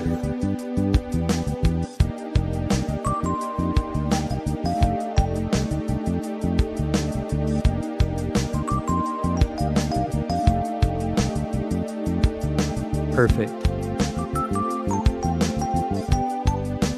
No.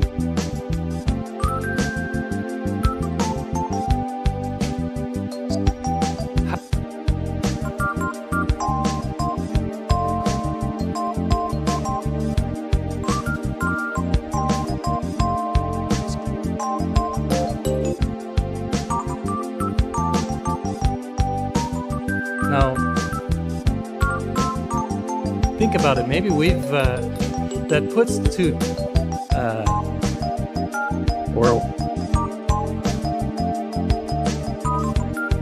persecute yourself.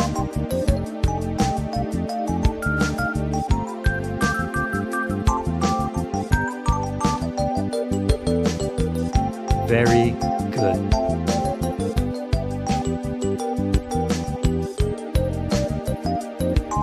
And verse 30. In verse 30.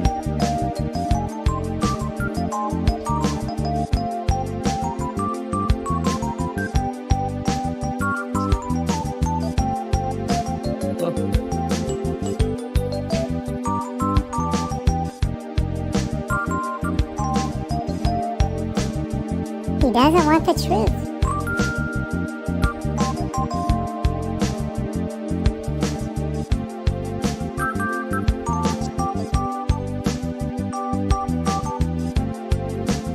Very good. The reality is you have done so much already.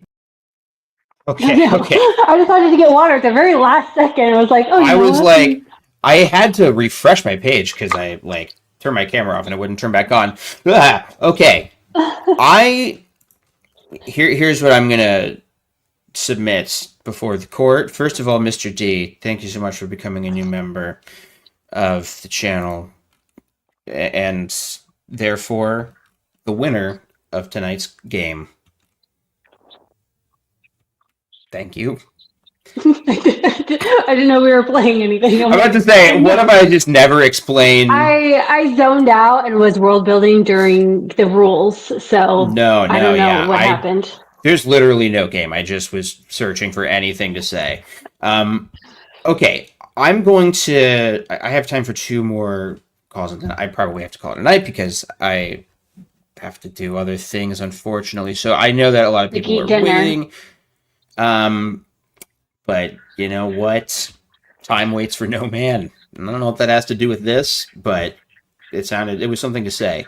All right, I know that Dams has been waiting. So Dams, am I saying that right? Dams. Hey guys. Dams. You're okay. Yo. Yeah. You're a little quiet for me. Hang on, let me just turn it up. That's a little better. Right? Yeah, perfect. Awesome. Yeah, ex-Catholic. So. Ex-Catholic. Raised Catholic. Yeah. Oh, raised Catholic. Very nice. Or not. So you're familiar with the guilt as well. Oh yeah, lots of that. Not anymore. Oh, that's good. That's good. Yeah, like I don't think a lot of people realize how weird we are because we have blood magic. I remember doing blood magic as a kid.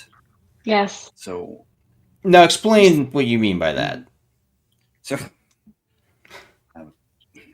Pretend I don't know what you mean by it. We did blood magic as a kid. When you accept the Eucharist, right? You take the body and blood of Christ, right? And it's wine and a piece of bread, right? A cracker, whatever it is. Yeah. So we have a thing in Catholicism called transubstantiation. Right. And okay. When you accept the Eucharist, when the priest gives you it, you have to literally believe it's blood and flesh. Like literally. Like you have to. It's a requirement. Now that doesn't I know that you can't speak for the whole Catholic Church, but I have so many questions about that. How can you just be like, okay, eat this, and you just really believe that it's like you can't do that. Like every Catholic is a little bit cannibal, you know.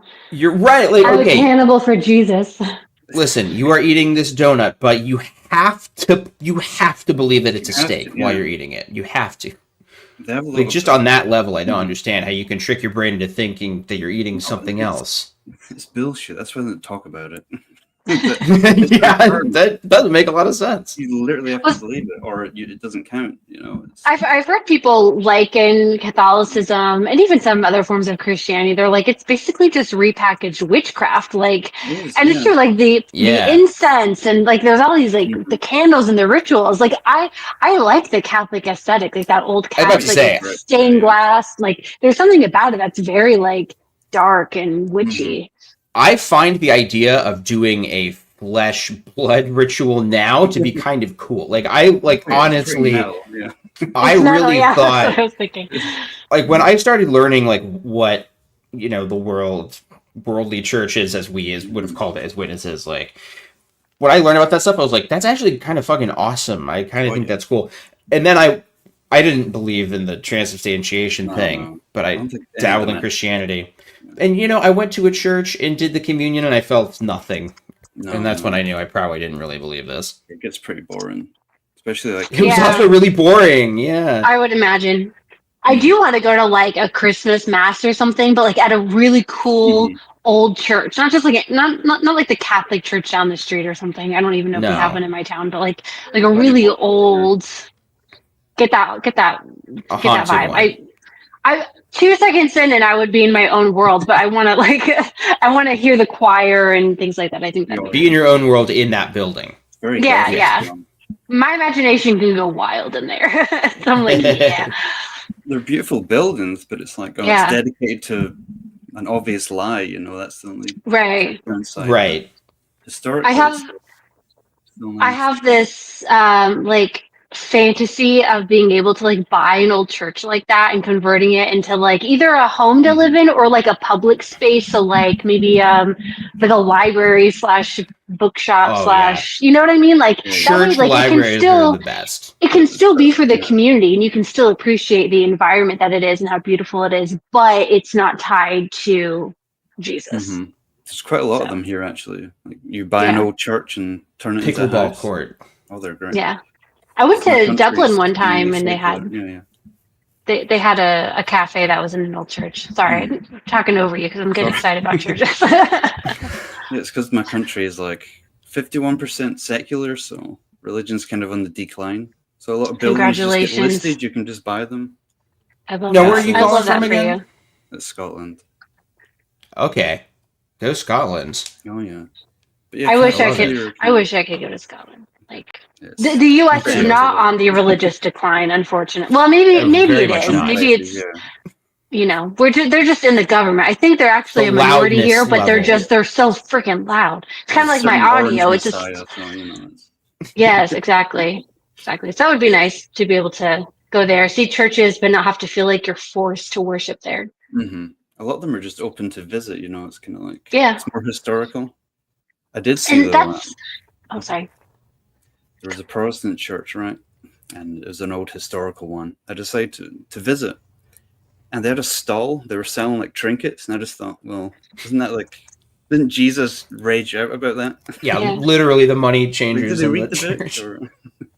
I visited a church in Oxford and it was the same thing. They had a little gift shop on your way out, which was like kind of, you know, it's one of those things I'm like, oh, but that's the only way they could picture of Jesus turning over the tables. The cost alone for them to operate the church and to keep it like from falling to pieces was like so much money that like they have to do everything they can to get that. So that just goes to show you like the opulence and like how much it costs these religions. Like they rely on that tax exemption.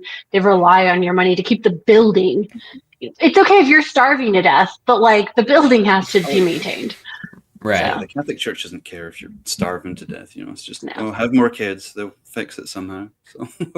Exactly. Are you an atheist now? Oh, definitely. Yeah. Definitely. For a while, I did dabble in paganism when I was younger, but you know, it's very Catholic. As a lad, you dabbled in the paganism. I think there's like kind of a pipeline for that where it's like I used to be super religious and witchcraft was bad. Now I'm not religious and witchcraft is cool because I was always kind of interested in it. Because I'm the same way. I'm an atheist, but I love pagan mythology and I love those rituals. Like I think that's really cool. I'm similar. Little pagan celebrations here, and they're actually fun. Oh yeah. You know. Those Krampus walking down the street ones, like I like those. It just becomes a themed party, you know. Who cares about the religious connotations? There's one called Samhain that happens in the capital city, and you cover yourself in red paint, you get naked, and you run with a torch to the arch. It's a great time. You guys have got to figure it out. Right. I was because that's around Halloween, right?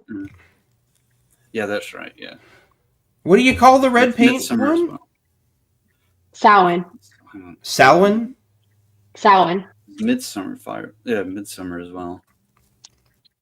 Hogmanay, which is like the super gothy Viking one. So that's fun. Gothy Viking one. Oh yeah. We should just go to Scotland and experience a year of pagan and rituals. Like, just go to all the festivals and kind of like a bar crawl, but it's just a festival crawl. And we'll know if it's real, you know, because if we do enough pagan rituals and no pagan like spirits are summoned or anything, then we know it's bullshit and it's just for the vibes. At least so it's kind of a win-win. Yeah, at least there's no guilt either. It's not like, oh, you should feel bad for stripping off. Right, yeah. Worst case scenario, we realize that God exists, basically. No blood magic. That's kind of a disappointment. That's kind of a bummer, yeah. No, I enjoy like getting to travel now and go visit like different temples and churches, because as a JW, you would feel like I did it as a JW. Like I went to Japan when I was an active JW, and we went and saw like this like big golden Buddha, and we went to different shrines and temples, and I enjoyed that. But I know there was still a weirdness about it. It's like I'm in pagan territory, now you can do it. I'd like to go see old churches, and you can do it, and you don't feel like there's no obligation, there's no guilt. You're just there for the vibes and the history. Satan's kind of lingering there, maybe. Oh, yeah. Just looking at you like, have a good time, you know. So. Yeah. It's like one of the characters that told the truth in the Bible. Right? Yeah, exactly. Like, Dams, as well, doesn't it? Dams, can I ask you a selfish question on my behalf? Yeah. Like, okay, what brings a cultured non-ex-JW like yourself to the channel? Like, how did you discover like this channel? Well, I've always been interested in religions in general, especially cult psychology. Yeah. It started with Owen Morgan, and then it was He Who Shall Not Be Named. Yeah. And it just kind of grew from there, you know? So. Okay, no, that's cool. Mormons are great as well. They're great. Like, I know, it's fascinating. That's cool. I was just it's pretty cool. I know. They get so many more perks, the Mormons. I feel like we got to do a lot of work as witnesses in paradise to like manually build. They got Christmases and birthdays and college. Even if it was like BYU college, they still got all that stuff. They got a little bit more. Yeah, they got soaking. Boring cult as well. They got to soak. It's just beige. Sorry, I missed what you said. The JWs, it just kind of seems like the most boring cult. Oh, like, beige, yes. It's kind of like you see how much I have to do to spruce it up for the videos, because it's very boring to just watch those guys talk. I remember once actually, I got a JW story, then I'll let you get to the next caller. Oh, yeah, no, great. So this was a few years ago when I was first finding out what JWs are. And I was watching a Telltale video, an early one, and I got a knock on the door. And it was this man with his daughter, and he had the buttoned shirt, the tie, giant smile on his face, clean shaven face, and he's like, "Hello, sir," shakes my hand. And then he opens a Bible, and I'm like, "Oh Christ, here we go." And we talked for about 2 hours, going back and forth. He said, "Oh, look outside, isn't all this nature proof of Jehovah's creation?" I'm like, "Well, not really. I mean, it's proof of nature, but there's no indication anything made it." And a few days later, he came back.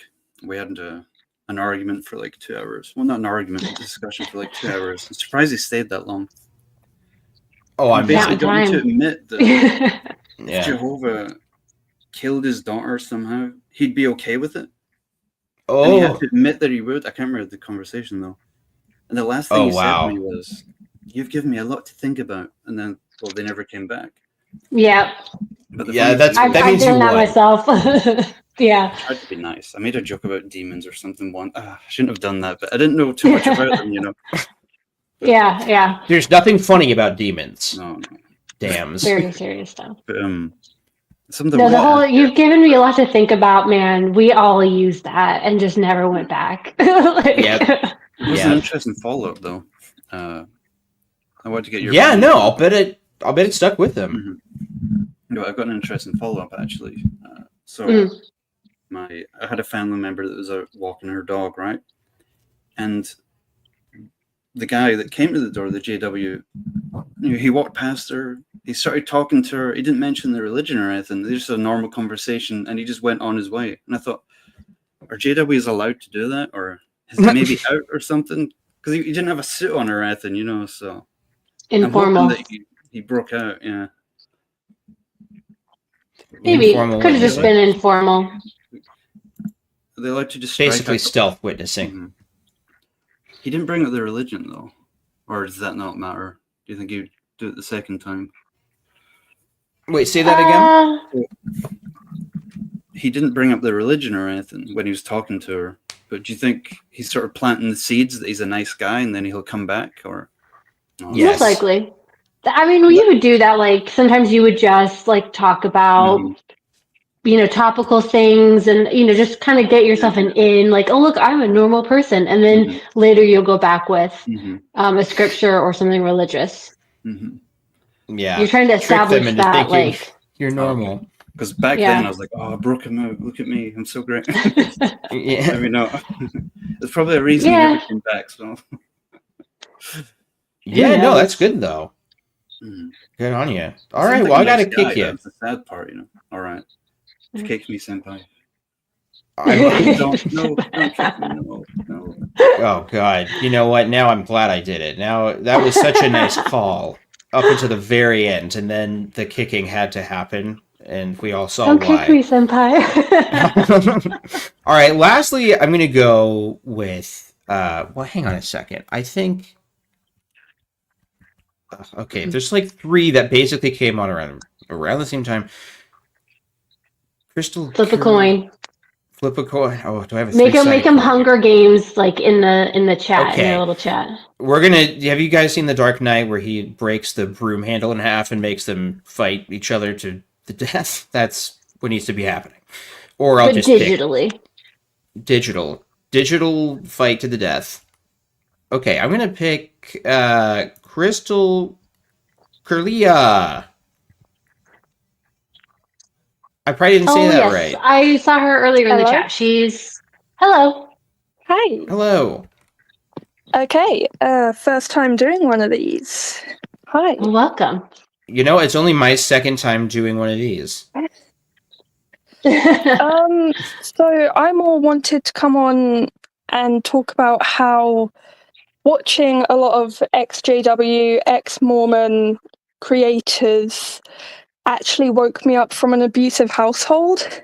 Wow. So I've never actually been part of the cult, but I essentially grew up with a lot of very similar mindsets and beliefs about myself. And I can relate a lot to how you guys talk about your experiences as well.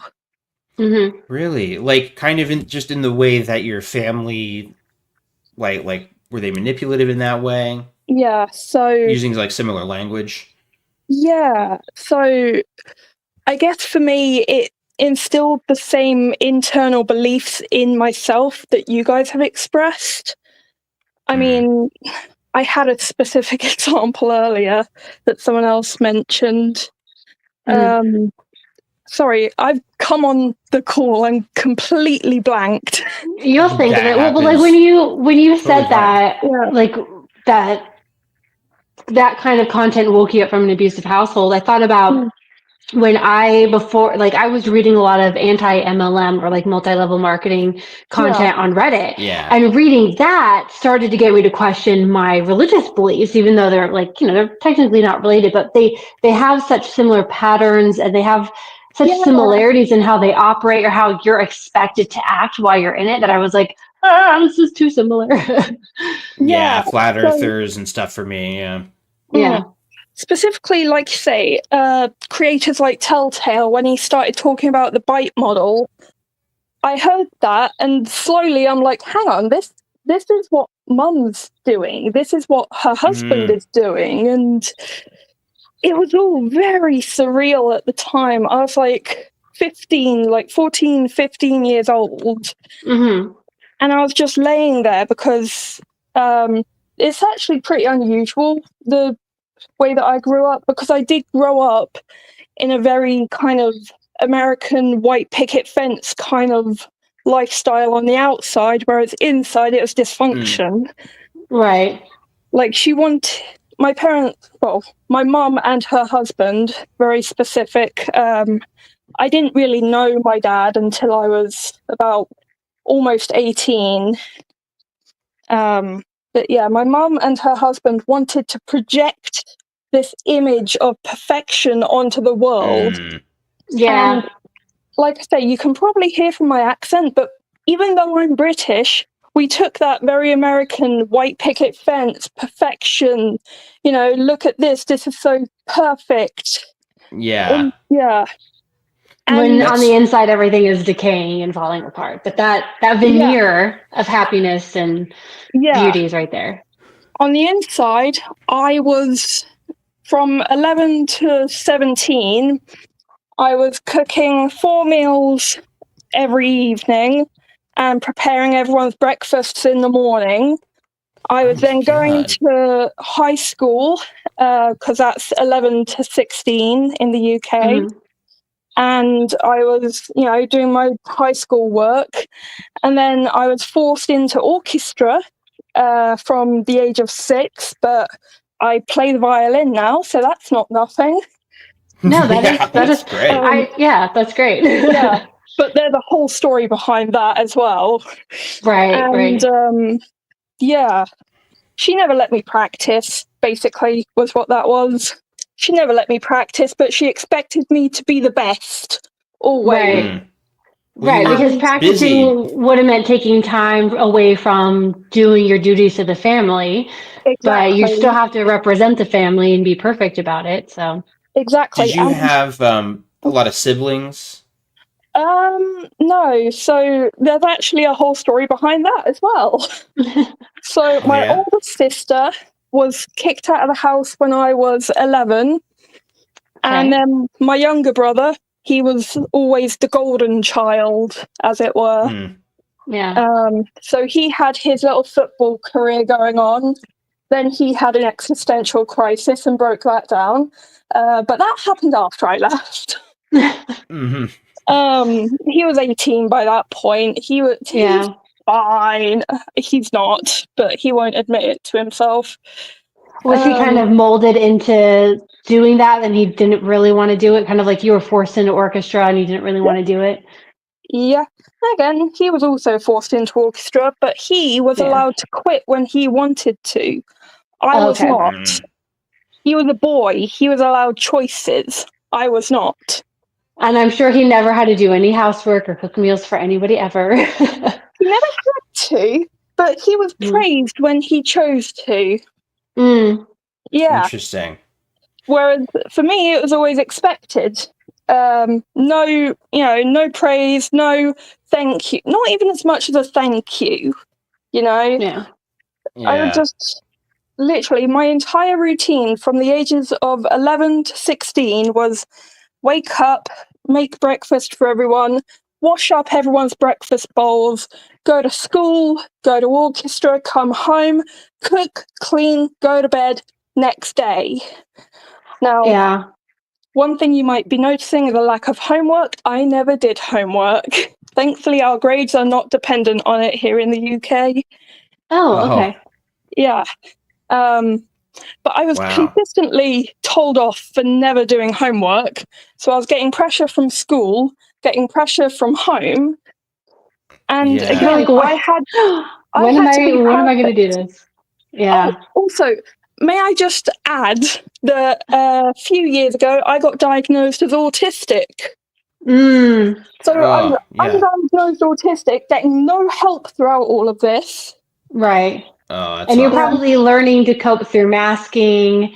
And I see a lot on TikTok about like the parentification of children and how they're kind of forced to do that kind of stuff. And then if you are autistic on top of it and you're trying to fit this mold that they've put you in, and just how, that's its own prison. I didn't even make my own mask. My mum did that for me. Yeah. Because I was forced into it. And again, what woke me up was realizing that, hang on, I don't want any of this. This is behavioral control. This is information control, because I wasn't even allowed to go to the doctors between those years. I wasn't allowed to, which, by the way, is free in the UK. I was going to say, and it's free too. Like, there's no reason why you can't go. Yeah, but had to be perfect all the time. Yeah. Do you mind if I ask, was there like a religious element to it? Like, were they basing this on some like? I later found out that yes, there was, but I didn't. Really, but it wasn't important enough to like pass that on to you necessarily. No, it was that my mum was incredibly religious. Her husband used religion as a weapon as well. But then I didn't understand it because, of course, I was a child, I was autistic. But it was by watching the ex-JW and ex-Mormon, but more the ex-JW community, that I actually realized what was going on and how religious coded and how religious minded and how it all just melded in together. Again. Yeah. Yeah. Well, it doesn't really seem to matter what it is when the idea is control and conformity. Yeah. Like, they all kind of follow that same playbook. Exactly. That's like it. People have been, like you mentioned, MLMs, Jenny, right? And there people in chat were saying that like you can see it. That like mindset, it exists in like the Westboro Baptist Church is basically just a family now, you know. Like it's like there are these small little religious communities, there are political groups, there are and my mum weird Facebook groups. Yeah, she constantly wanted to be like the Amish people on TV, like, 11 kids and counting, 19 kids and counting. Oh, the quiverful families. No. She was watching all of this on TLC because we got that here in the UK. Yeah. And she one of our great exports in America. Yeah. And she was replicating it. Yeah. No. Oh my God. Like, those shows are not supposed to be hey, this is how you, I mean, I think they started off like, oh, these wholesome families. Doesn't everyone want a family like this? But like, as time goes on, you're like, ew. No. It's just like, yeah, TLC like is nightmare. just, yeah, TLC is like modern freak show circus stuff. Now, I don't want to cut you too short or anything. That's all right. I did want to ask, because I got to wrap things up kind of soon. What do you have a relationship with your parents right now? Where are you at with that? I actually met my dad at 17 and a half, nearly 18 years old. And I moved in with him when my mum kicked me out at 18. And how's that been? Weird. I don't know how much you know. I don't know how much you guys know about social classes in the UK, but my mom, my mom. Only what I know from the classic literature, honestly. Yeah. So my mom and I and my family grew up in a council house, living on benefits, on disability benefits, and I was her young carer. So I went from being below working class, right, to being upper middle class with my dad. Oh, yeah. At least you upgraded. I did, but the hopefully it's people been here are okay. weird. They talk weird. They act weird. And there are so many more rules that I've had to learn. And it does still feel like I'm performing constantly. Oh, for sure. Yeah. I don't know if you've ever thought of it this way, but this literally is like a fairy tale. Like, this literally is like Cinderella, like being in like squalor with like evil parents and then like going up in this social class way. And that's why we never hear about what happens after she like gets the prince, because now she's like, oh, this is a completely different set of she's rules like, and a whole different world, and I've got to like figure it out. Yeah, like I can see it being its own nightmare, you know. Yeah, and like I say, the people here use completely different language, and so I'm having to figure out what they mean. Everything has a double meaning, and I don't understand any of it, and I'm still learning. Right, and I would assume it'd be difficult no matter what, but to also be autistic on top of that, or to have autism on top of that, where you're struggling with those the double meanings, because you're like, why can't you just say it as it is? That would make so much more sense. Yeah. Yeah. Also in the UK, we have this whole tall poppy syndrome where, especially in the lower working class where I grew up, people don't want you to be better than you are. People don't want you to make a better life for yourself, because if we all suffered, then you have to suffer too. Yeah. That's very much a mentality here. I'm reading North and South by Elizabeth Gaskell, and it takes place like in the industrial North versus South of like 100, 200 years ago. And there's a lot of that in the book where it's kind of like, how dare you like want to try to be better? Like, how dare you put on airs because you're better than us? Like, it's a whole thing where I'm just like, oh my God, you guys are exhausting. Like, yeah, England is exhausting. Yeah. Well, I hope that you're able to find your own place, like find your own footing. I'm hoping to move to Europe in the next few years. I'm currently at university studying a very specific subject. I won't dox myself, but very specific subject. Gotcha. And I'm hoping I can get a job in Europe. I hope you can too. Yeah. That would be fantastic. I'm so glad that you called in. That's so fascinating. I'm really glad that stuff like that was able to, like it was universal enough and specific enough that you saw it in your own life, even though it's not the same exact structure as religion. But like I say, your guys' videos, they reach more of an audience than you realize.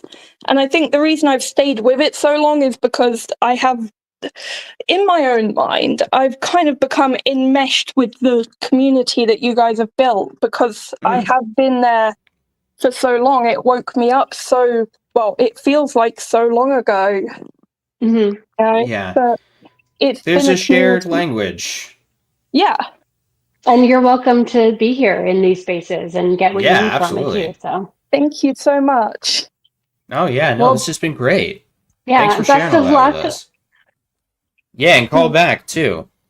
Thank you. Yeah, I'd like to know in a few years if you get to where you want to go. I think that all the best for you. I hope that you're able to accomplish what you want to. It is like 1:10 in the morning, so. Oh my God. All right, get to bed. I'm going to kick you.